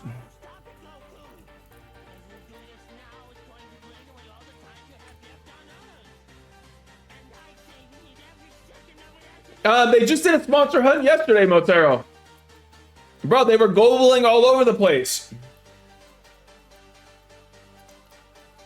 Oh, that level 3 attachment? I don't think I have the Mind Force attachment on me. I don't have it in me. I think it's on my storage. Oh wait, no, I haven't even clicked it yet. The blueprint's at Aris. I haven't even done it yet. but it is a pretty cool Mind Force attachment that gives 10% crit damage, I believe, and is it 2 or 3% crit? So Montero, yeah, jump in the channel, man. Jump into the channel in the Discord and ask the guys. Ask the guys when the next one's gonna be.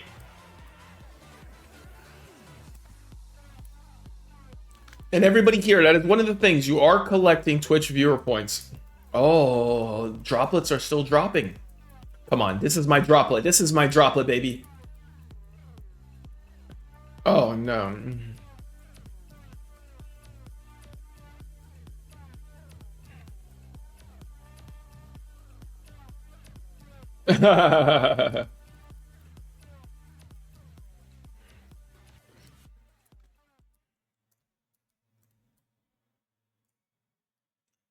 Let's see. What are we gonna listen to? What's a little something that isn't gonna get me? I don't want to get a copyright strike again by YouTube. Let's see what this. Let's see if this playlist. Make it a little bit louder.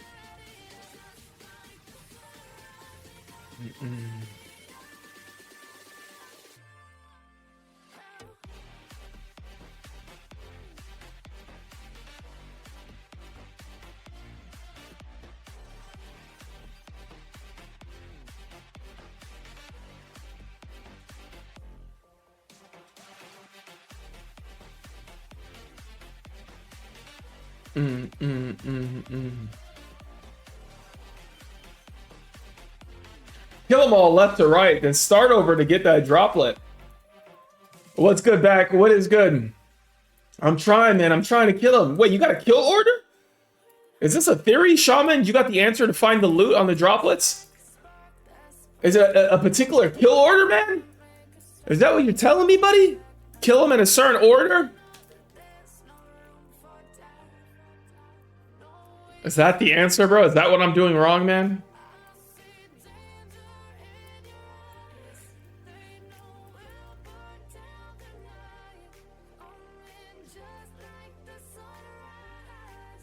I'm pretty sure that wave is over now.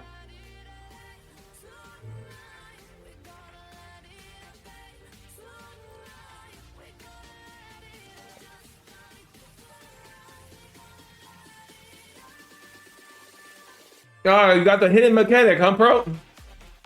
Oh, Shelms just got one. Shelms just found one.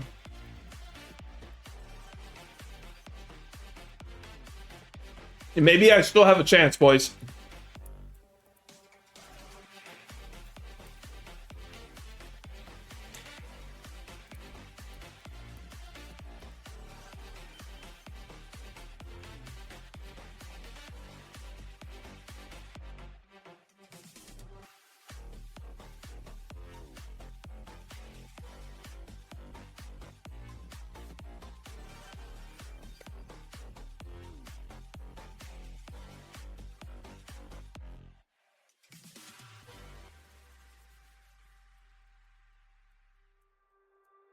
The thought of you keeps me up. Memories that are lingering in my head. The wind whispers your name, making it hard to ever forget. I try to run, but you're everywhere. It's like your shadow won't disappear. Got nowhere to hide. You control the night, and I am done being your prisoner. If only I could find a way to let you be gone, I would, but you're still hanging on. Haunted by your spirit as I try to move on and on as I'm stuck as a ghost of you.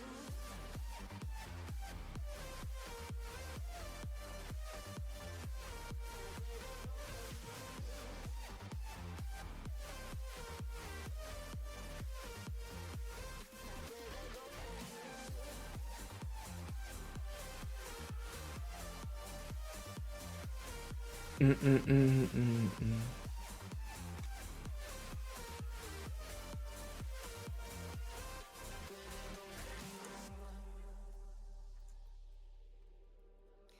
struggling to Say Yaroo! Is that what you want me to say back?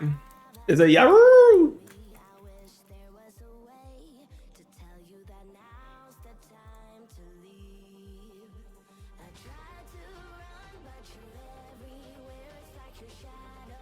What does that mean in Swedish? Well, thank you, man. I appreciate it, Cookie. Thank you very much. Thanks for stopping by.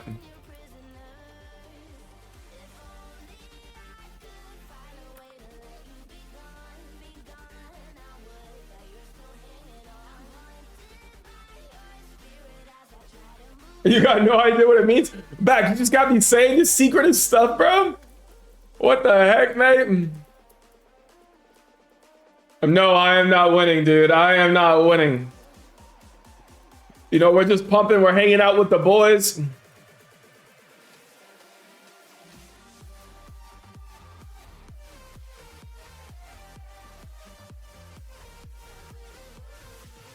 Are you winning? I hope you're finding the loot. We're winning. We're winning in life, man. Life is good. Family is good. Business is good. I'm having a good time, man. I'm playing some Entropia with you guys. We're having fun. We had a cool interview with Nana today. We got another one with tomorrow. I'm good, man. I'm happy. I'm having fun, dude.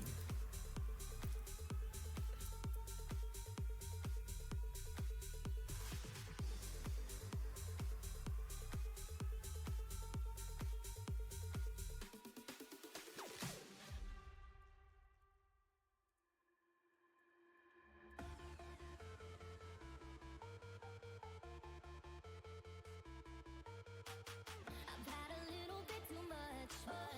All of the people start to rush by. A daisy twisted dance, can't find my dream. Where are my keys? I lost my phone.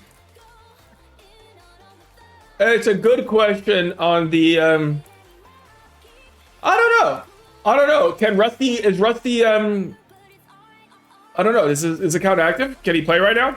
I don't even know. I'm down to do whatever Rusty wants to do. If Rusty wants to team up, we can. Yeah, so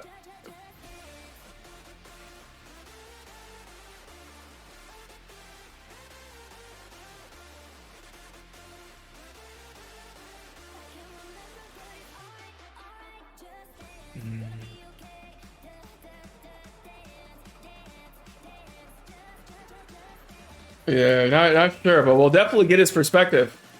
We'll hear what the man has to say.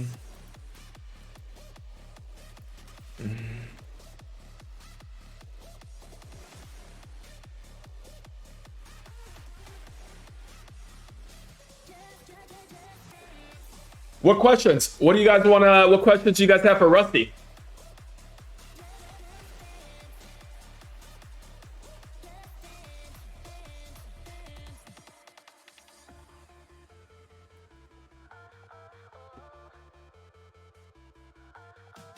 Wish I could shut my playboy mouth.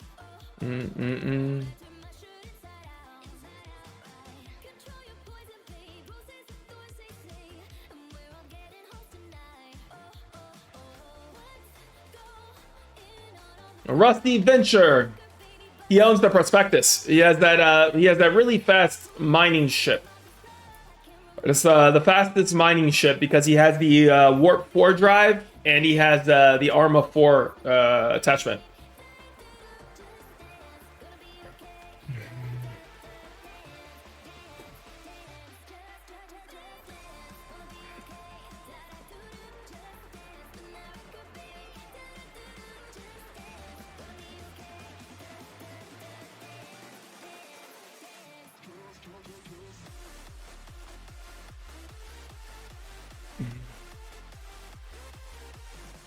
I will, I'll ask him about bugs. I'll ask him about his perspective on bugs. That's what I'm willing to ask him. And hear what he has to say about his side of the story.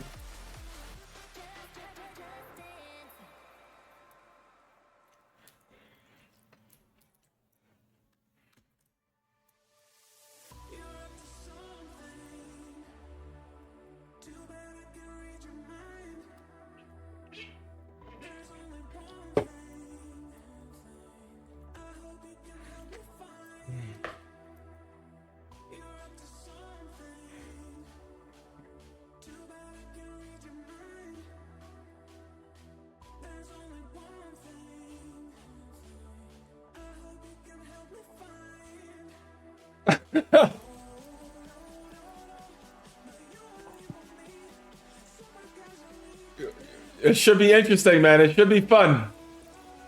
You know, I've never talked to Rusty before. You know, I've never had a conversation with Rusty. Actually, we did have a little bit of interactions because I was hitting him up to talk about buying his ship when he first posted it. So we had a little bit of Discord messages, but I never played the game with him. I never played the game with the guy. I never been on comms with him. So it'll be nice. It'll be nice for the first time.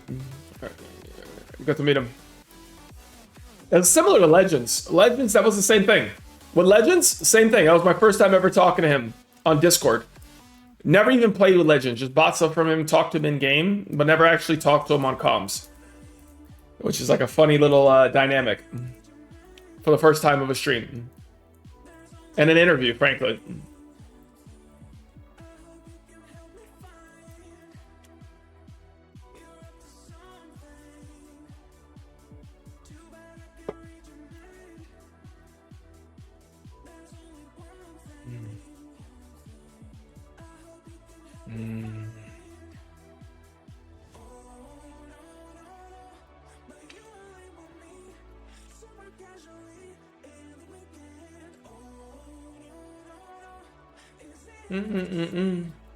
Boy says I got a bachelor weekend August 8th to 9th, so I think I'm not gonna be able to do Legends, which sucks. I'm at the perfect level for it. Yeah, man, there's a few people that are getting conflicted out of Legends, actually. You know, it is summertime. There are a lot of people traveling and doing things. You know, honestly, it could even happen to me. Now that I think about it, there is a chance that I could... Nah, I think I'll be okay. Never mind. Wait, actually, maybe. Maybe for like a weekend. I gotta think about that actually myself. I need to think about that.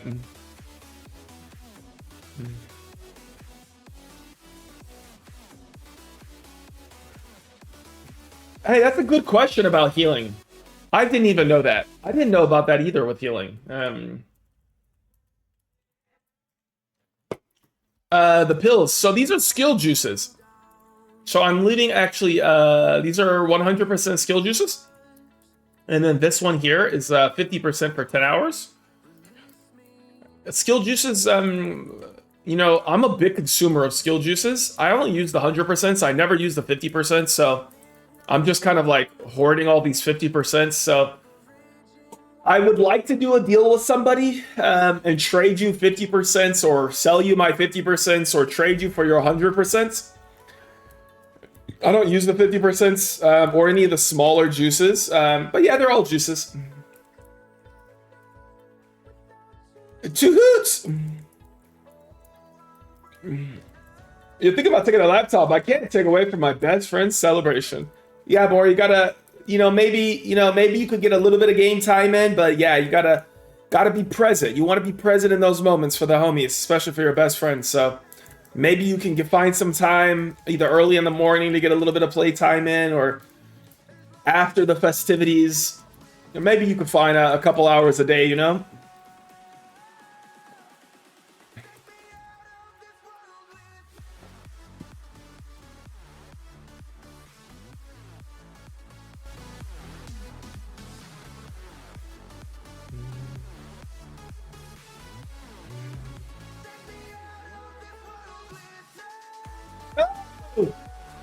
Garfield with a 37k EP, constructed EP click. That's juiced. That's a nice hit. Almost $4,000 right there. Is he gonna keep going or is he gonna stop there? Let's see if he keeps globaling. Let's see what the man continues to do.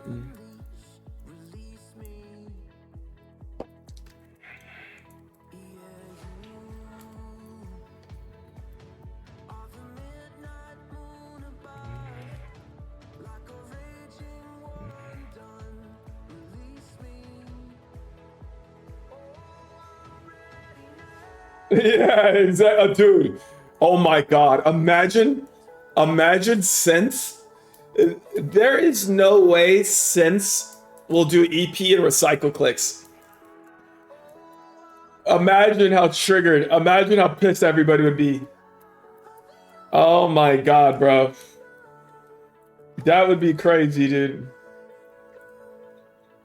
That would be crazy, man, if they start hitting.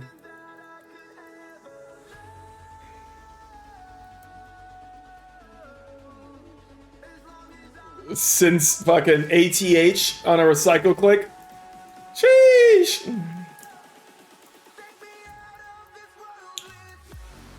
You know, Granny.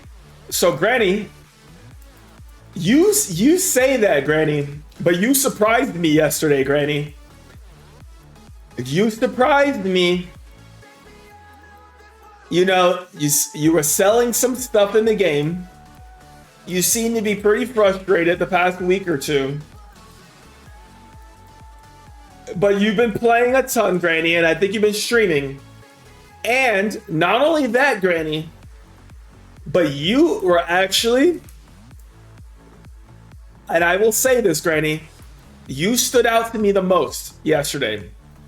It was you and it was Princess were the most active people in the Blue Legion, the whatever his name, the streamer from yesterday. You actually were very positive, Granny, in his chat yesterday.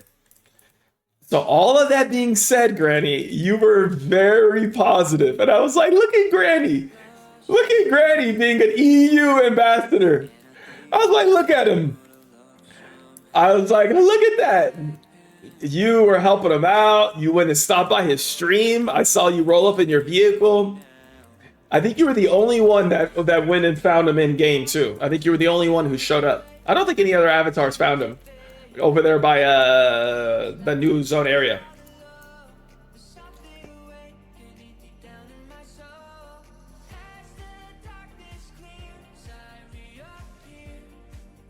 Really? There's a lot of new activity at Icarus? Yeah, you know that I will also be honest about that, Granny. That was a little disappointing. You actually you called him on that, Granny. And I think, and I quote what Granny said. And I think what he said yesterday was, Granny said, and I quote, ha ha, he's talking to real Entropia players like they are dog shit on the ground.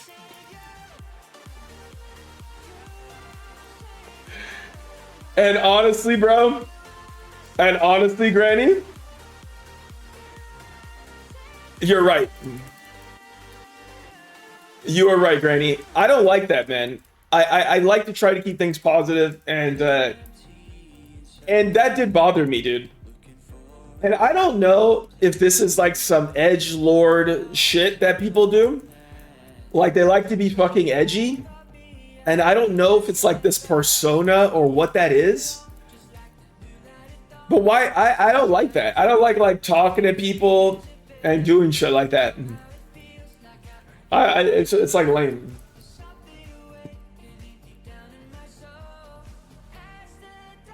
Yeah, so we had our first creator stream yesterday. And it was I think it's, what is it? It is called what's the name for it? Let me think. It is called, I forget, Blue or something like that. And I posted his links. I posted his links to his Twitch in our servers. I posted in our Discord community server. I supported the official. I posted it in the creator one, and I posted it in game. And I was like, hey, this is cool. We have a creator coming from another community.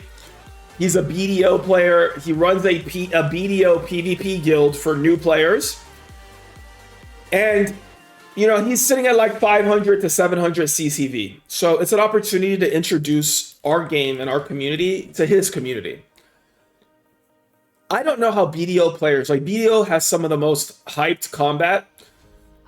I don't know how they're going to react and respond to Entropia combat. What's fun about Entropia is the depth of the systems and really getting into Entropia. Like, you really got to get into it. And I think like you really need a certain number of hours to really appreciate the beauty of the game. And I don't know how it's going to resolve. They're going to have an opportunity to really fall in love in the game. And if they're showcasing, if the Sitesh experience is going to be good enough, I don't know. We're going to see. But we had our community members go to his stream to interact with his community. It's kind of like a party. It's kind of like us. We're one university and we're a small school, but we've been around a long time. And you got a lot of pride and you got a lot of culture and a lot of history over here in our small school. And we went to his university, BDO, the University of BDO, which is bigger than us, a bigger community. And there was some edgy stuff, you know, there was this tone. But I will say, Granny, that I don't know if you noticed that after you did say that and you brought that up, one, he never timed you out. He didn't time you out. He didn't ban you. His mods didn't. And I think I noticed a shift of his behavior. I think I noticed a shift. And I think he may be, and dude, bro, the BDO community is very toxic. Like it's a pretty toxic community. He might be coming in really hot because he was streaming BDO for hours and he was doing VOD reviews and shit. I was paying attention to him and trying to like see what he was doing. But he might have been coming in really hot in this like BDO personality and being like edgy and being like, fuck you, I don't care what you think, fuck you, so-and-so viewer. And maybe that's like what they do. But I'm not about that shit. I don't really like it. And yeah, so maybe it was a bit of that. Granny thinks he was overpaid. Back says, is there anyone in Magic Super with a full head of hair like Ludacris? Bro, I used to have an afro in high school. Granny says he knew everything about the game. Bro, he didn't pop his pills. He never popped his frontier pills. It was triggering me that he kept manually looting. He was like manually looting. Socrates informed him about the basics and he was totally clueless. He didn't know shit about the game and couldn't convince him any of his viewers to join EU. Well, that's the question, bro. The concern that I have is that I want these programs to be successful. I want to see a conversion of new players from these streamers' communities. Minarch is investing marketing resources, and I want them to be successful. I want there to be some percentage of a conversion of the audience that is going to try our game. And what percentage of conversion? Can we get 5%? Can we get 5% out of the 600 people that were there? Could we get 30 new players that try our game? Is 30%, is a 5% conversion mechanism? Is that reasonable? 30 players out of 600? I want it to be successful. Shaman says the event will be covered live extensively by content creators, part of Minarch's new shit to support and power and grow. You haven't seen Rust. Oh, I've seen some Rust back. I've seen some Rust. He did give you a follow. That's nice, Granny. You bring the pro brat. He was doing the F spam with E. He only spoke about his avatar boobs. He looked just like me. What, you saying IRL? Is that what you look like IRL, Granny? I remember he pulled up one of your VODs on stream too, Granny. I saw he, when you told him about your Hoff, I saw him pull that up too. Korean MMOs are notoriously I was just playing a Korean MMO. That was the last MMO I pumped on. It was like a Korean one. I had to use a VPN. I think it was called like Iron Throne or no, not Iron Throne. I forget the MMO, but I was just playing a Korean one. And then I was in like the beta or the alpha, and I pumped, and I went pretty hard in it. That was my last one. Messi says, man, there were always conversion. There was never a problem. People never advanced to the higher levels. Yeah, so that's another good point. If we get 5% conversion, Messi, if we get 30 new players, what percent of those 30s are going to become a heavy depositor and a heavy, we'll say a heavy investor in Entropia? Do we get 1 out of 30? Do we get 1 out of 100 new players? How many players until you get somebody that's going to be heavily invested? Therefore, there's a big impact on the economy. And I think that's a bit of the data that Minarch is going to be evaluating. Minarch is going to have to evaluate and say, hey, we're going to spend $30,000 as a test in the month of June. And these are all theoretical numbers, slightly based on my experience in video games and what I know about campaigns like this. But if Minarch said, we got a budget of 25, 30K, they're going to evaluate and they're going to use tracking links from these creators. They're all track links, and they're going to say, run the chatbot, just like my chatbot, for conversions. They're going to see and they're going to say, how many new downloads did we get from this link? And not everybody may use the link. Some people may download directly from Steam or the client, and they're going to say, did we see a spike? Did we see a growth? And then they're going to say, what was the retention rate for the new players that came in the game? And then it's going to take some time for the data to showcase what was the total deposits and how much PED was cycled, how much was earned. And then I think that Minarch will make a business decision after making a test. And this is what you call sustainability. But the opportunity is, it creates a flywheel. There's an opportunity for a flywheel. If you could figure out the right creators to do brand deals with, if you could identify the right ones with the right communities from the right games,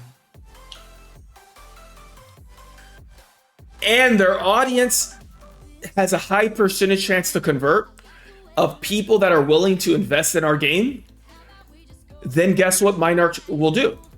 Minarch will do it again, and they'll do it again. They'll invest more money, and then you could go from 25,000 a month to 50,000 a month to 75,000 to 100K and get new players. And eventually you exhaust the well, because there's only so many streamers and so many creators that you can go to, and they have to find new creative ways to get outside the box.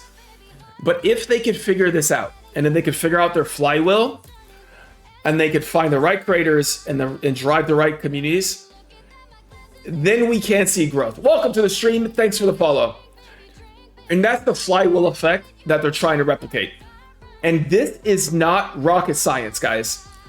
What this program is doing, this is standard practice in video games. Twitch streamer campaigns are some of the most popular go-to marketing efforts now that you see from video games across the board. The biggest games to the smallest do this. They're doing campaigns, and on average, do you guys want to know the financials? Do you guys want to know the rough numbers? You guys want me to give you some insight to the numbers? Are we going to break some more news here with the boys? This is a safe place, right, guys? Do I share context on numbers? Do I give the industry insiders here? Let me get caught up in the chat. Let's get caught up in the chat here.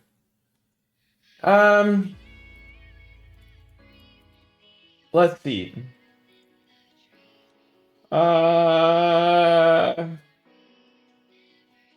Blue Legion says, what is BDO? That's Black Desert Online. Blue Soulbar says, it may need to bring Grubby or Summit. God dang it.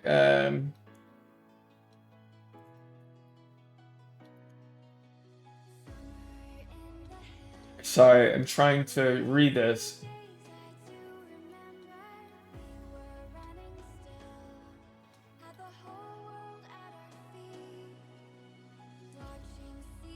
Back says Messi because the higher level to gig investment, there's a massive opportunities. Yeah, I'm having a hard time reading the chat. May, welcome to the chat. May, nice to meet you. It sounds like you've got plenty of stories to tell with 20 years in the game. My name's Christian. I go by Super. We stream Entropia every day. Thanks for being here. Welcome to the stream. Nice to meet you. We're talking a little bit about this creator program that we're running at the moment. And I am trying to get caught up on the chat here because Messi's saying some good stuff that I want to read.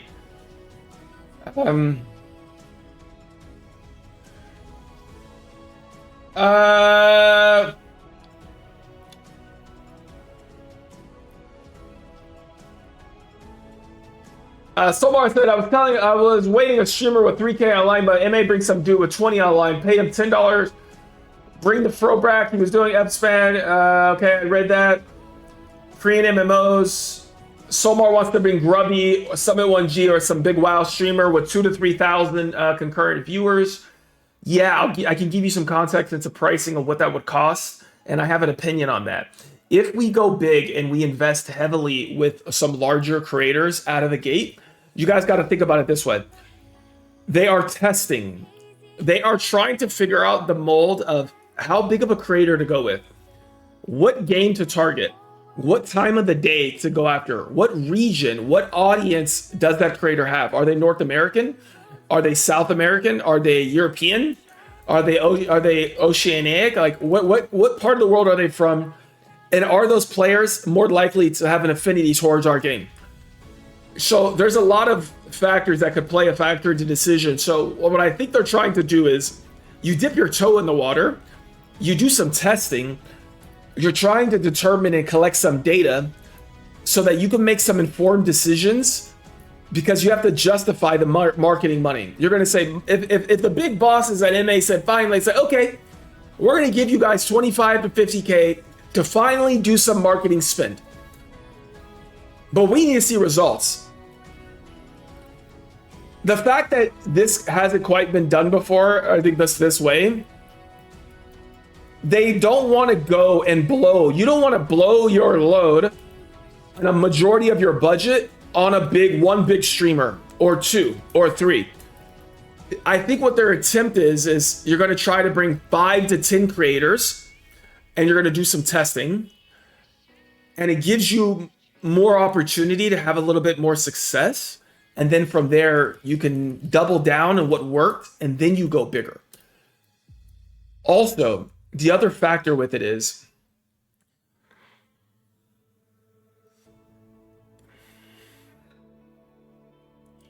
am I going to say this? Let's get caught up on the chat.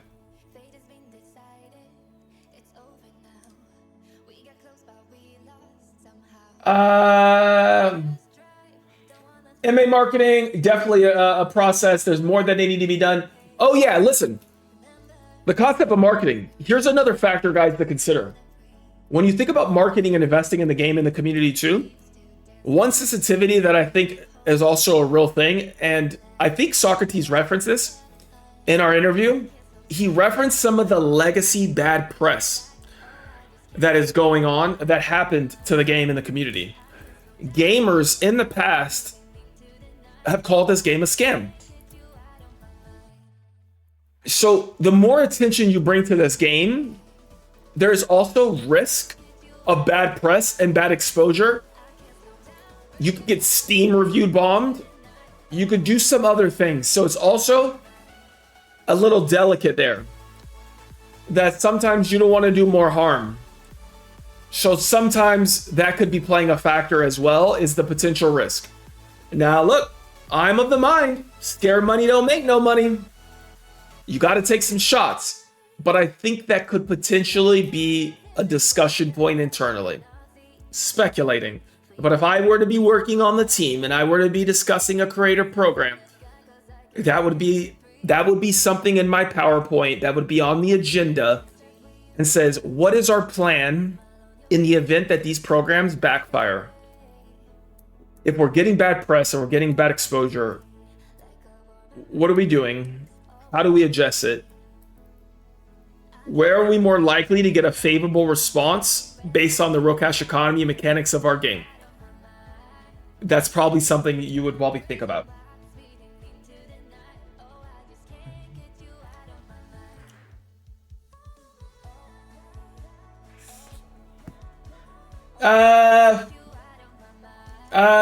Pro player says gatekeeping and favoritism plays a big factor.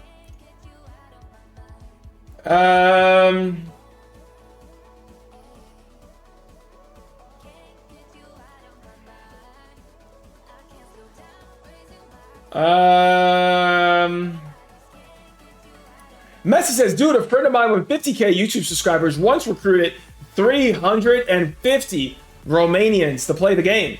Only 2 of them remain playing today. Yeah, man, that's a great point, and that's a great data point. And obviously,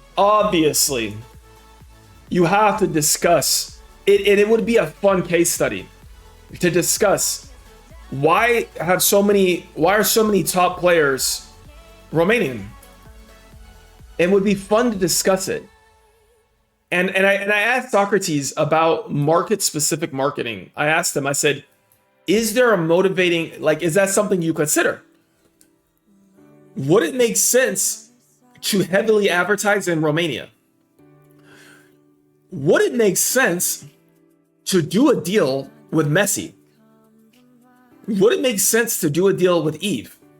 Would it make sense to do a deal with your top Romanian avatars, do events in Romania, market with Eve and Messi to Romanian gamers, and literally they tell their story and their journey, and they're able to say, this is what we've been able to accomplish. Or any of the top Romanian players that would be interested.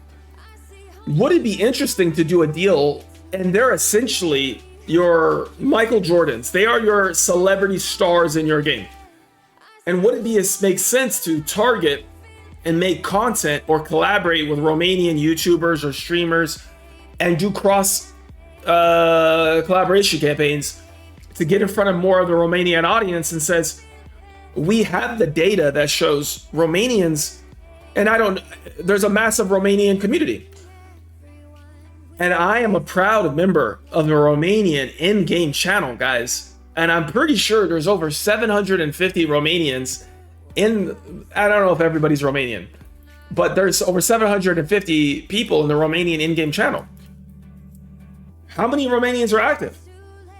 If Romania is one of your biggest markets, and I don't know the exact numbers, but it may have that data. There's certainly a lot of your top players. Could that make sense? Figure out some targeted market data. Could you do that? All right, that's kind of my thoughts on the Romanian piece as it pertains to the market, potentially being able to do some localized marketing and some stuff there. I would like to have questions, and I would say, Messi, why don't you think so many of those Romanians that were playing before from your YouTuber friend, why did a lot of those players stop playing? That's kind of my question for you. Why do you think they'll eventually quit, Messi? Back says, Messi, that's because the best shit in the game is traded through the same 5 players. Yeah, always. Grain says, low level got a lot of love. Now work on mid level. No way in hell should I only get an ESA on a 500,000 cycle on a Caperon. Messi says, then you become the 6th player. Who holds you down? The cost to get there. Messi says, sells your house and commit. Then Motel says, then you'll get a grown with a new player due to the Legends event. Charles says, game was about players investing in a possibility to earn real money. Those aspects of the game are gone. I've heard that talk. If you're saying that isn't impossible anymore. But I do not think it's impossible to earn money. I do not think it's impossible. I think it's harder. From my conversations, there are still avatars who earn money every month in this game still. Not to say they haven't worked their ass off and invested heavily to get there, but to this day, I think it is a factual statement to say it is still possible to earn. Now, can you earn as much as you could before and all of that? I let the experienced players speak to that. That's not my place. I'm not there, and I don't know. But based on my conversations, it seems like it's still possible to earn. And I my guess would be you earn less now.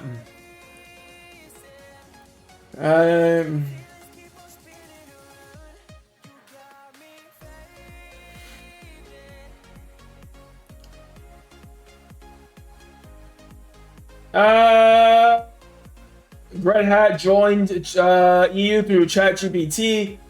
Back says what I'm doing every time something is stable, MA gonna take their big nerf hammer and fuck it. The profession 10 to 40 is lacking a lot in the hunting. It's too steep for most people to invest. That's where most people drop out. That's an interesting point, Snigglekin. Is that where you think the liability is? Is it that 10 to 40 level gap? Do you guys agree that is the short piece? Back says, I seriously believe this game was so much easier to make money at 10 years ago. Yeah, Yvette is trying to frontier to level 15. Chuhu says this game is so friendly right now compared to old versions. Okay, so you think it's particularly friendly. Define friendly. Define friendly, Chuhu. Maya says, just this year I decided to take a lot of breaks. Stigglekin's responding saying, yeah, then the LR15, LR20, but if somebody's 20 to 30 professional 40, you don't have 80% less returns overall. 20 to 30 big pet. I think it's because you're talking about efficiency, right? You're probably talking about the lower efficiency in that hunting range with those guns. I have never been so behind on chat. I am getting cooked on chat right now. I'm so behind. It's like I'm trying to dig my way out of it perpetually, and it's like it keeps growing.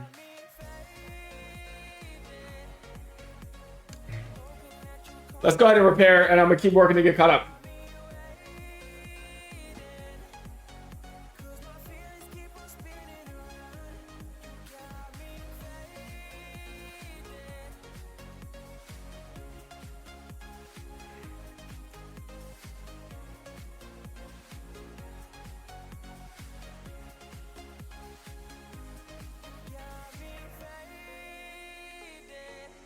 $13, 224, 425.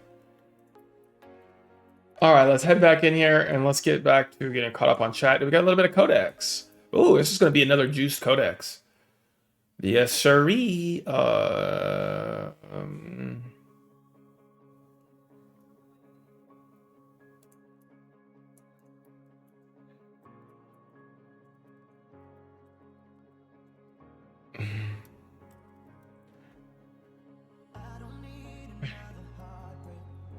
Dude, I need a dashboard. Let me pull up my goddamn creator dashboard so I can read these comments easier. Damn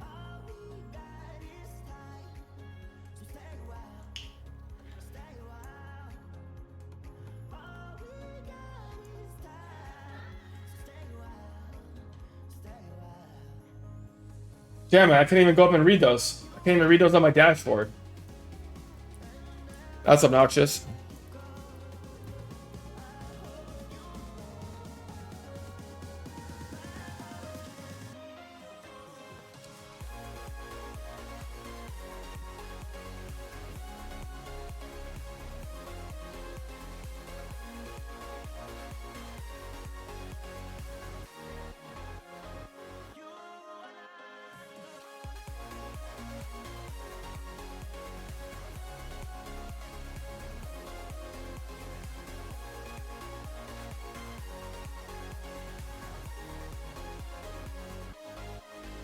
Oh my god, I am so cooked on the chat, dude. I am so freaking behind.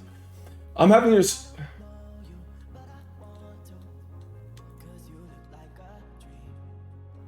I don't know, how do I stop the timer? Every time you guys type, it freaking scrolls me to the bottom, dude.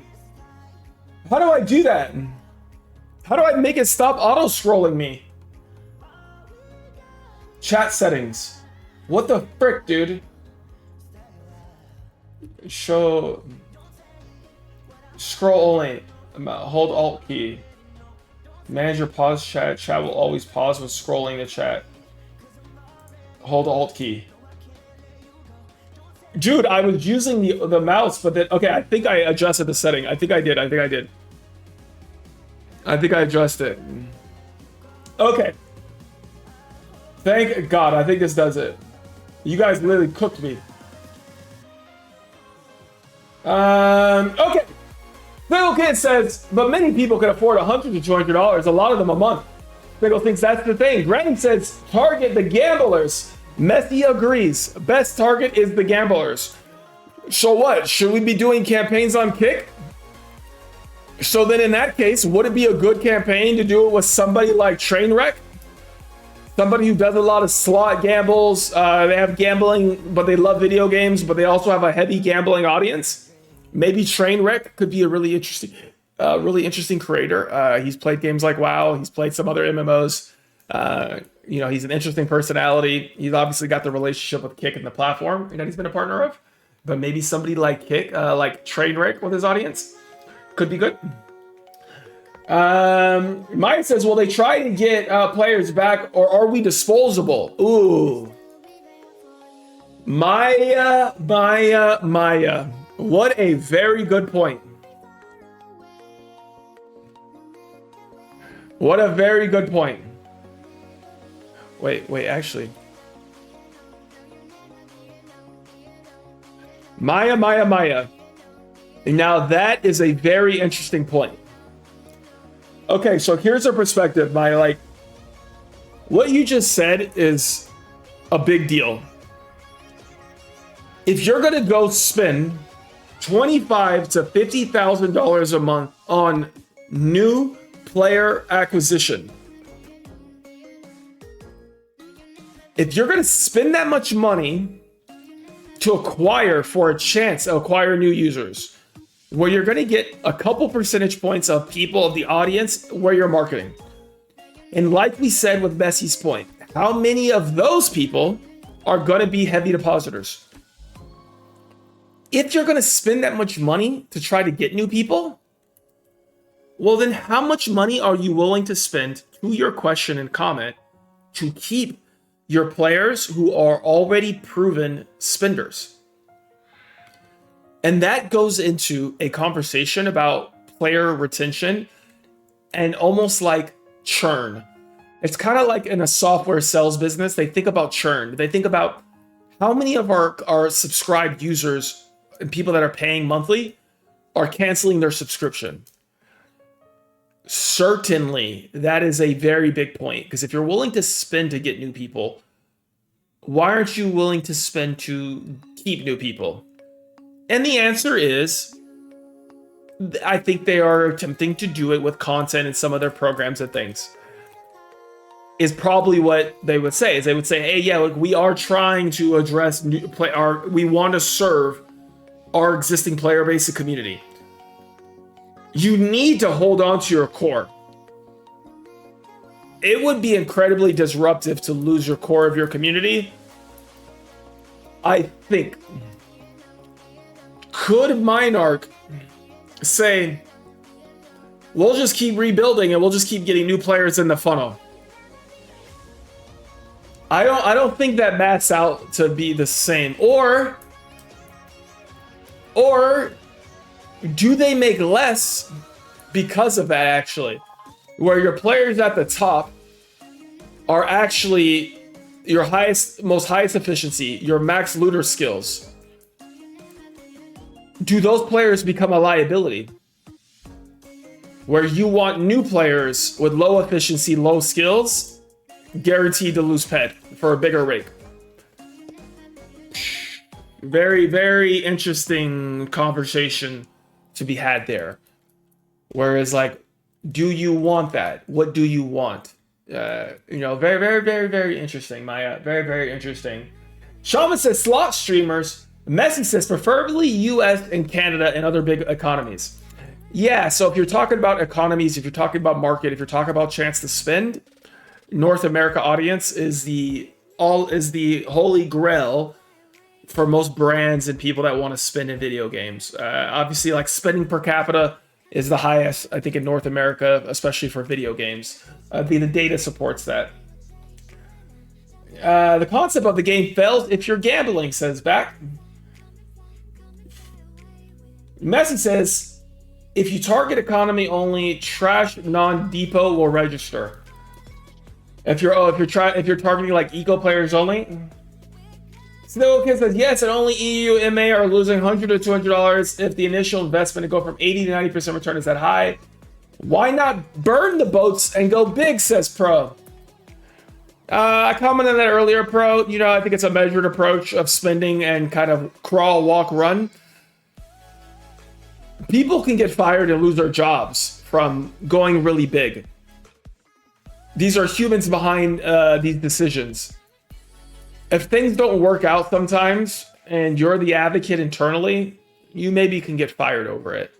If you're the agency that is hired and retained to do the campaign, and if you're an agency who prides yourselves on being thoughtful, and you say, we're a data-driven agency, we have a lot of learnings and experience about what works, we're going to help run these campaigns and make them effective.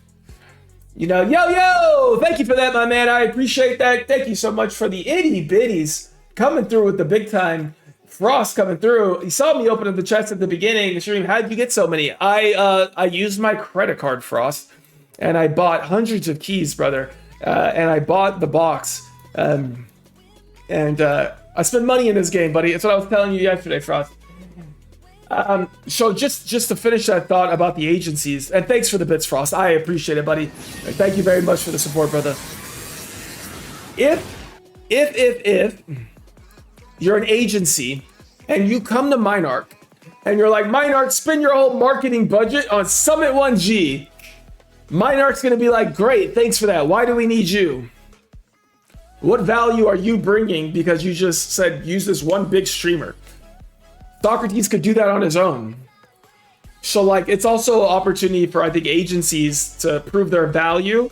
And there's an argument to be made that micro influencers, smaller influencers with smaller communities, have more of the ability to influence buying behavior decisions of their audience. So people argue that. There is data that shows that a streamer with 100 viewers who's been streaming consistently, that those 100 viewers are much more likely to listen to their recommendations than somebody with a 30,000 viewers where their audience may be like, oh, you're just doing another sponsored stream. You don't really mean it. This isn't something that you really believe in. This is the hashtag ad. You're just doing this campaign for the check. Which, newsflash, is fucking true. And they do multiple campaigns every month. A lot of these creators are pumping out sponsored streams and sponsored 2-hour ads constantly. Do they really believe in the games and everything they're doing? And you guys tell me, audience, fellow community members, when you watch other streamers and you see an ad or a sponsored ad read, do you guys believe it? What converts you? What gets you to buy something that there's advertising and selling? Is that authenticity there?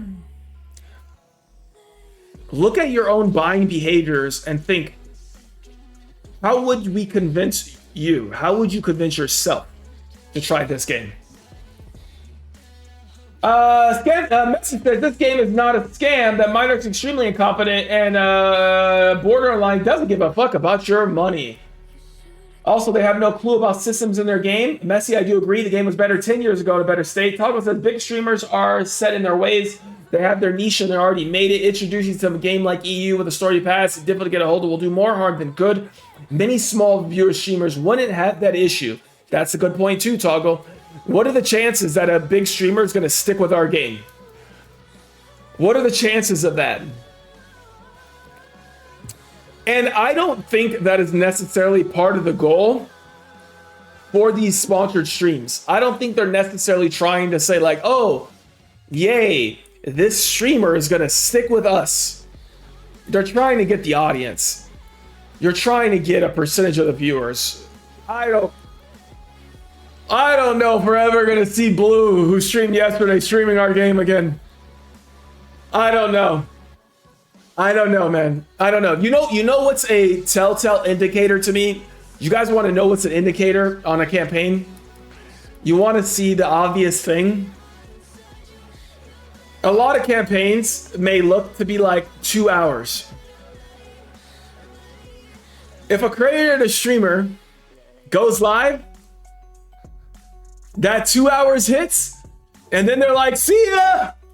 We're off to the races, guys. Back to the other thing I'm doing. Bye.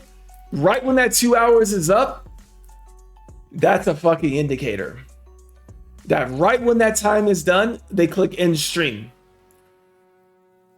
Now, show me a creator that got paid to do a stream, who showed up, and they kept playing.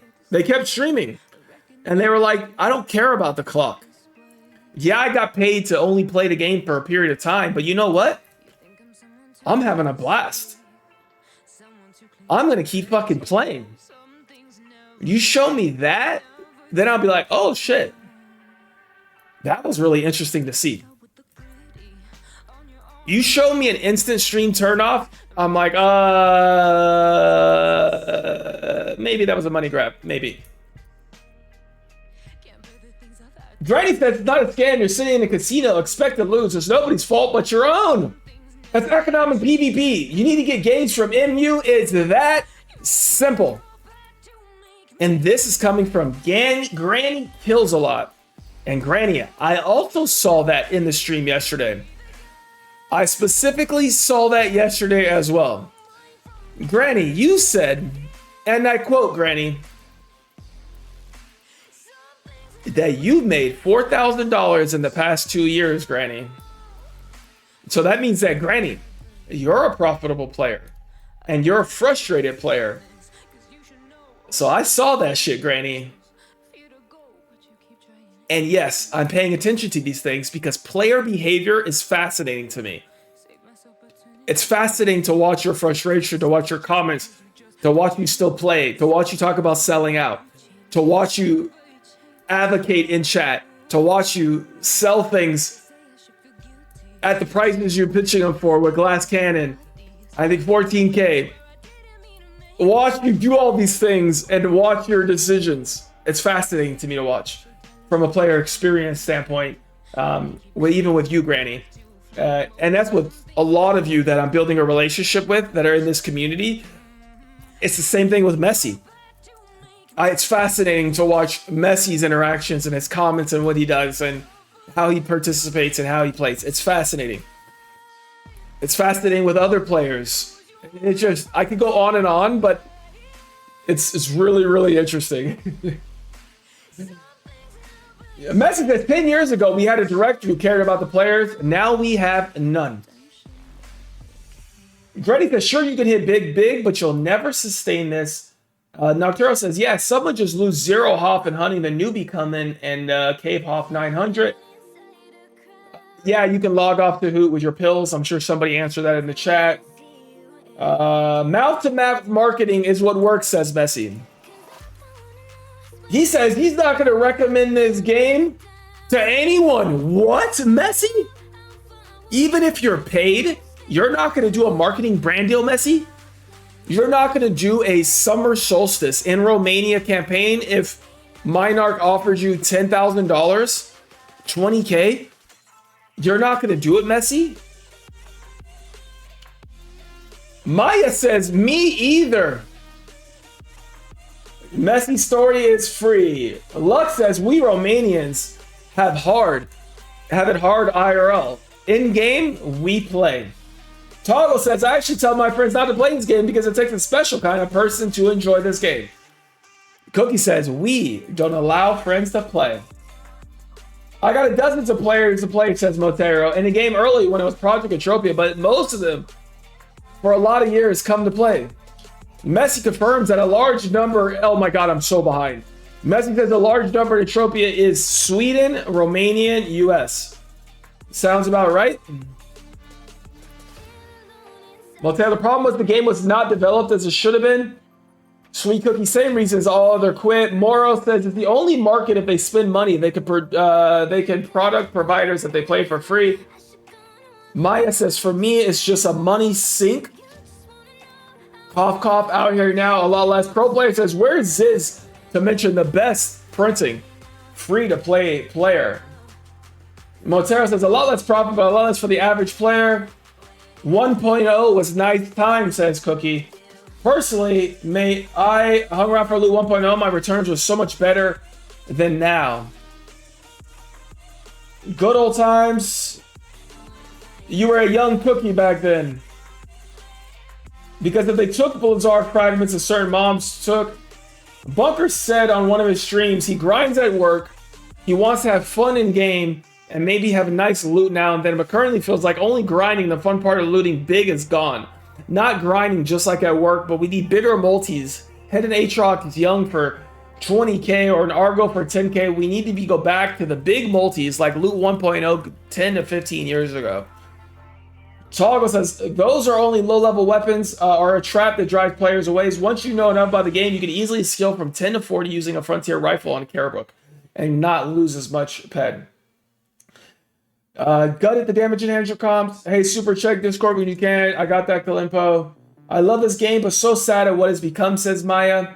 You can't compare Loot 0.0 and 2.1.0 if you are killing DAFs and the other one you are killing Comibos. And that is exactly what most people do now. They hunt way higher levels than before. That is interesting point there, Motero. Are you saying it's fundamentally? Oh, first to discover. IFN spin ops check. Shin guards modified. Dr. Zana with a big discovery there. Congratulations, Dr. Zana. That's a good point about the variation of the levels of mobs from back in the day versus now. Interesting point there. Back says curbs used to be good in 1.0. Back never stopped hunting curbs. Proterons were a good mob, but they're a shit show now. Higher risk, higher cycle. Yet you call them gamble mobs.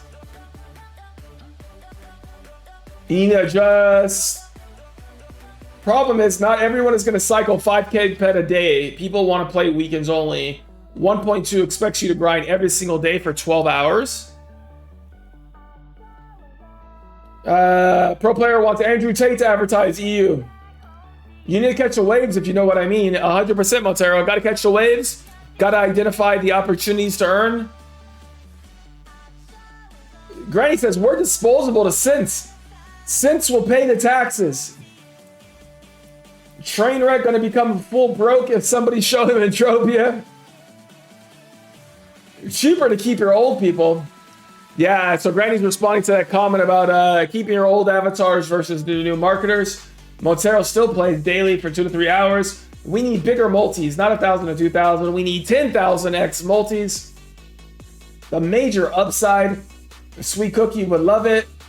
Back wants to play the game. It was fun now, but it plays it like to go a month or two without having to deposit the same amount I deposit on a week to week.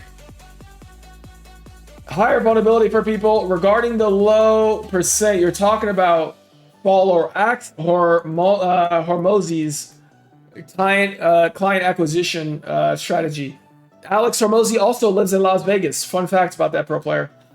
I met him out at dinner before on the strip. To support those 10,000 multis, Toggle says you're going to have to endure no looters for the majority of your kills. So are you willing to give up no looters on mobs for massive multis? 28% efficiencies. This is how the game's always been. Or do they pivot to synths as their primary source for revenue? Well, you need depositors. Synths can't deposit, so you need new capital. You need new cash in the game. Lux good with no looters. Welcome, Void. Simple Sniggle, why some of the biggest game target subscriptions and microtransactions rather than targeting heavy gamblers? Both can win and lose, says Motero. Since you cannot win or lose when hunting, mining, or crafting, you win when you sell. And people need to understand the basic thing. Solmar says you need to go for Korean in the Chinese market. Those people like shit like this. Yeah, it's probably going to be really hard for them to get into the Chinese market. China's very difficult. You gotta partner with a Chinese company to get into that market. And Korean gambling laws are probably pretty strict. It'd probably be pretty hard in Korea as well. Hey, I saw your opening. Yep, so probably too close to the gambling to be legal. Yep, that's true, Toggle. You hit the nail. Farewell, Grad Hat. Yeah, I know, Frost. Yeah, bro. Yeah, Frost, you have no idea, buddy. You got no idea, dude. You'll see, Frost. You're still learning. You'll see, bro. You'll get better perspective of how much we spend as you play. Toggle says, post an in-game TikTok app on the screen. All younger generations will be instantly hooked. So they want us to make a lot more short-form content. So to your comment about TikTok, it's one of the reasons why I make a lot more short-form content. Is short-form content is more likely to get pushed to the newer community members, like people people that don't play this game. Short form content has a much higher chance of discoverability for people that aren't playing EU. So for sure, that's one of the motivators of short form content push. 20, 32, 40, 62.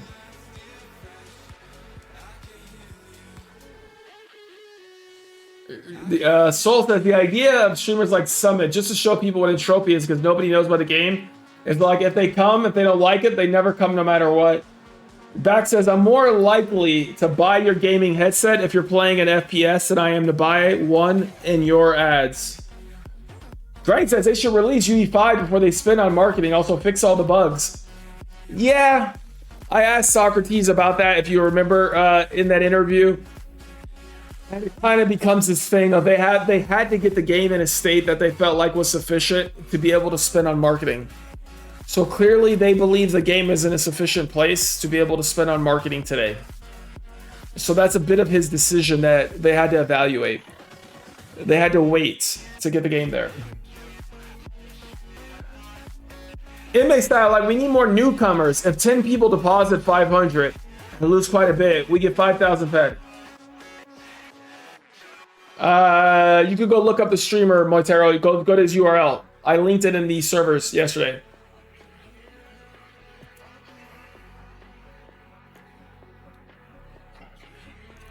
Yeah, Sweet Cookie says most people he see him do 2-hour sponsored stream and then end. Yeah, exactly, man. Exactly. That's something that stands out to you, right?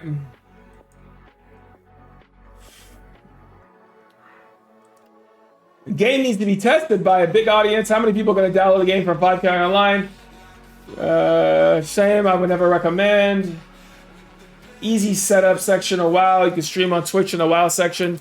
Yeah, you could, but that is very frowned upon. It is very frowned upon to stream games and stream content in a category that you're not actually in. Maybe you could try to get away with like just chatting category. Maybe you could stream EU in the gambling category. Maybe you could get away with a little bit of that, but it is very frowned upon.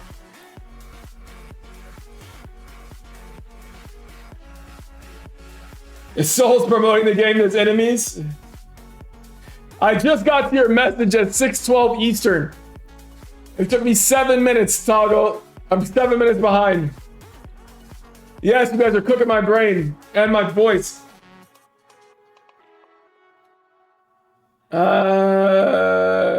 Refresh the stream, 10-minute delay. You're very behind on reading. Problem is you can't jump into the game. In my opinion, game is designed to lose money long-term wise. When you get to the bottom of the barrel, you miss creature, don't carry your loot, good times. You're watching me read EU chat, indeed.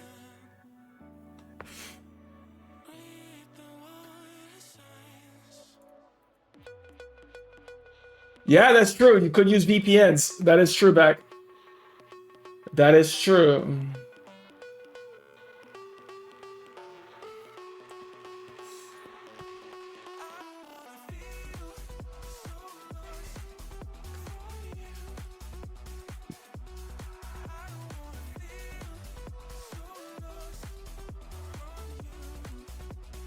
Oh, there was a recruitment of a synth.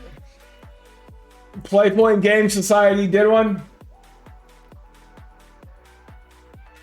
You're not spending money on Marco content, but it just doesn't work. It's classified boxes, Spoopy. Caught up on the chat. Oh, we did it. Deadly Soul with the redemption. Oh, congratulations on the sponsor team, huh, buddy? Congratulations. You're welcome.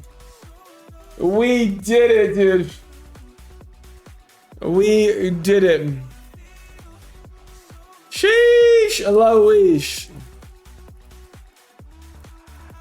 Oh, man, let me post that in the... Let's go ahead and get that posted in the hunting program. Congratulations, man, and thanks for supporting the stream.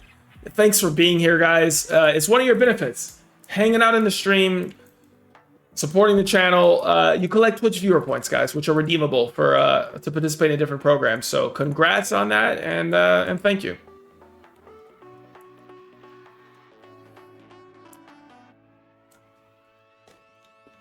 Oh, sheesh. Sheesh, Louise. Oh. Boy, oh boy. That was a lot. That was a lot. But we did it.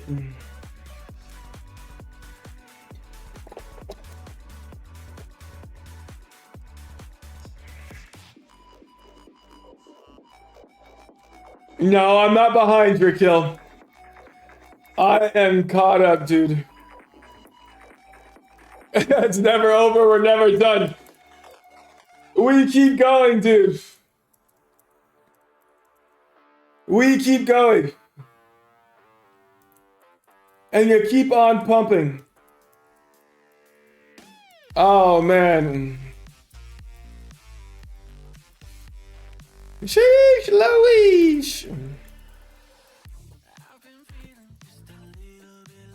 Oh, man, it's good times with all of you guys. It's good times with all of you, my man. Oh, shit.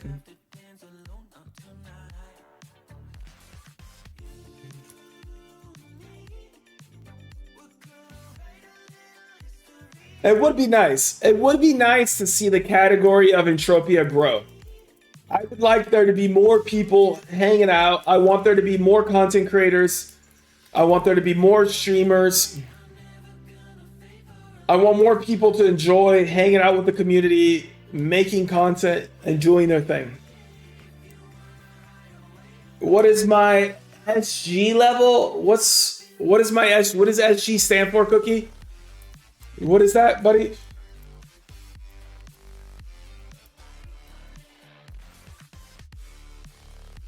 Yeah, I think there's people to raid, people to hang out, for sure, man. And that's what we always like to pay it forward, man. Oh, sweat gatherer. I've never sweated before, bro. I don't sweat. Maybe I got some sweat gathering skills. Level 1. I'm a newbie sweat gatherer. 1 point.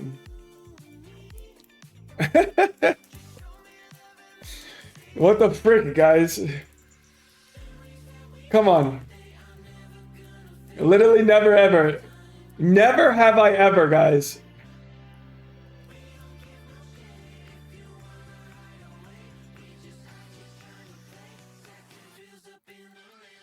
It's a rite of passage. Maybe we could sweat together, guys. Maybe we could sweat sometimes, huh? Get a little sweat pit together.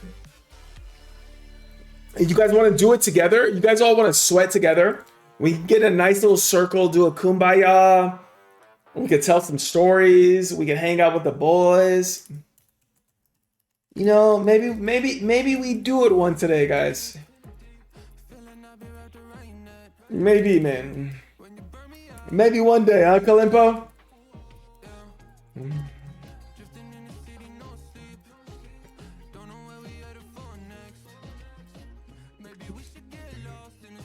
Oh my God. Oh, that would be, you think like a messy Monday? One of our messy Mondays? Sweat with him? Hang out and sweat with Messi?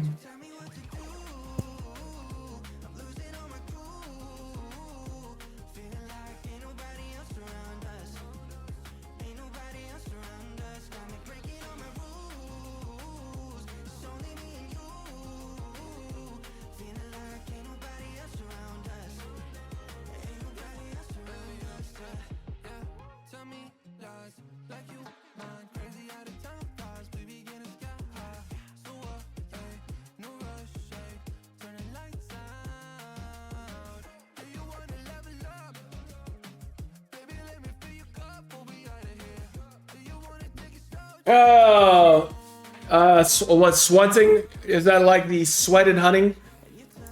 When you have people that sweat and then the hunters kill the mob because the mobs only produce a certain amount of sweat, right, Cookie? Is that how that works?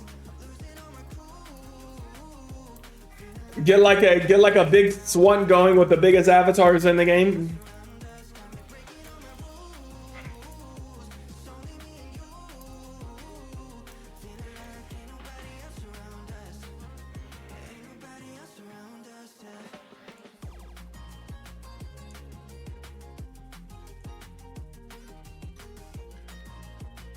Use a swan to get up a veil. Very nice, very nice.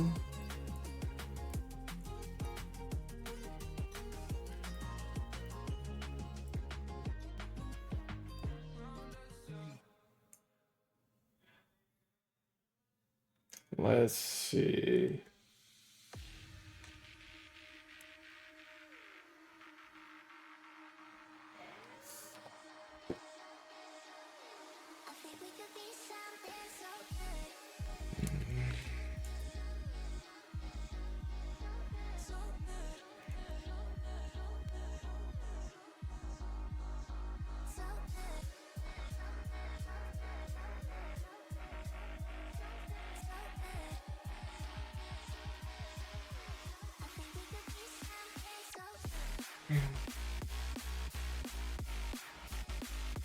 Welcome back, Leela. Welcome back.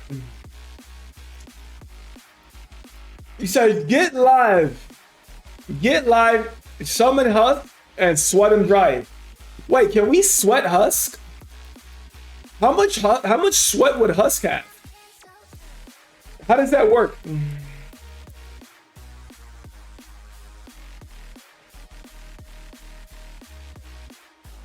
How does that work? How does that resolve? Oh, it's based on HP. Oh, so that would be a lot of sweat, huh? Would anybody want to do that? Would anybody want to sweat Husk or any big boss? Does that even make sense for sweaters? Would people want to come and do that?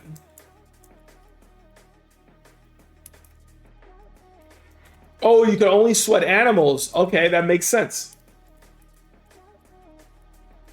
But you can't sweat mutants, huh? Obviously, it makes sense for no robots.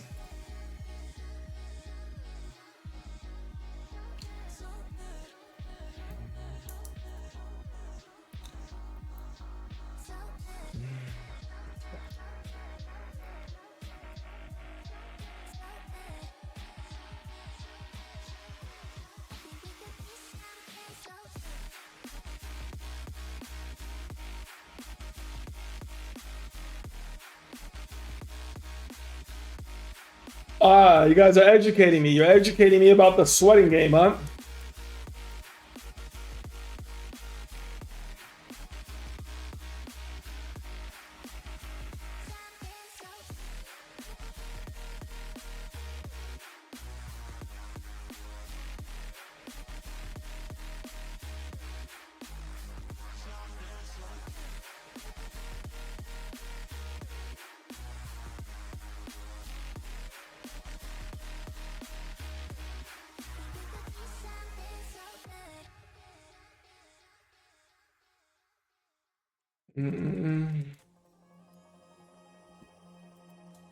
Oh, he critted me. I think I got a couple control pills from the boxes that I opened today, actually. I think I got some of those. Let me try. Do I have any on me? No.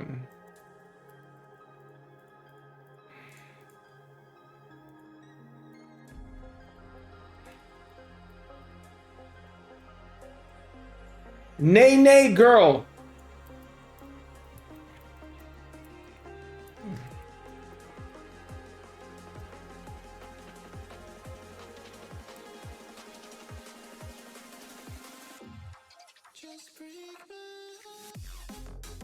Oh, we're in a wave event. Droplets are dropping. Let's see. Can we get another one? Can we get another one? Got a couple components out of that.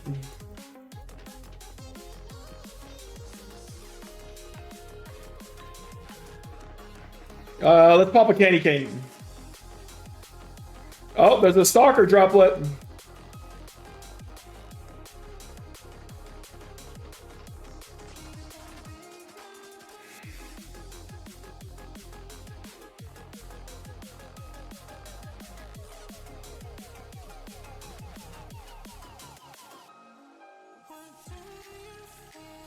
All right, let's see.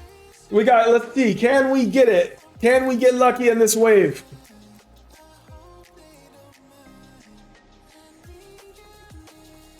Oh, Buckshot just got a thunderous droplet.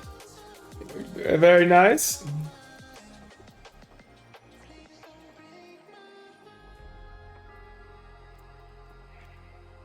Costa got one.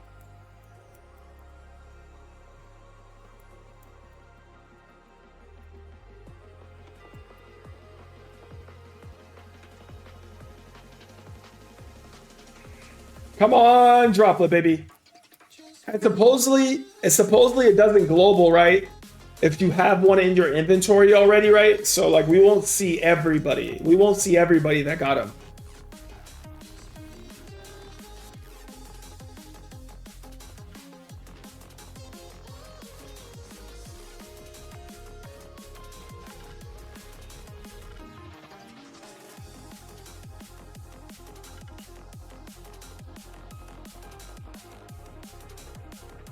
Oh, Mira with the wilds.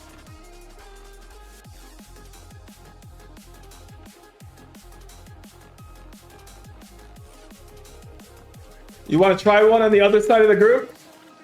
All right, here we go. Is this our lucky one? We'll try one in the back.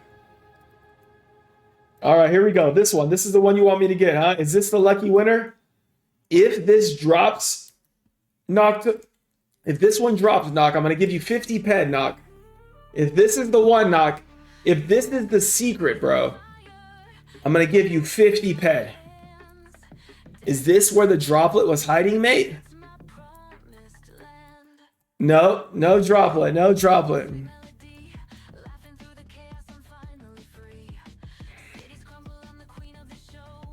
Oh, it's the one next to it. Okay, okay, okay. This one? This one you think, or this one back here? Okay, okay. Let's see, boys.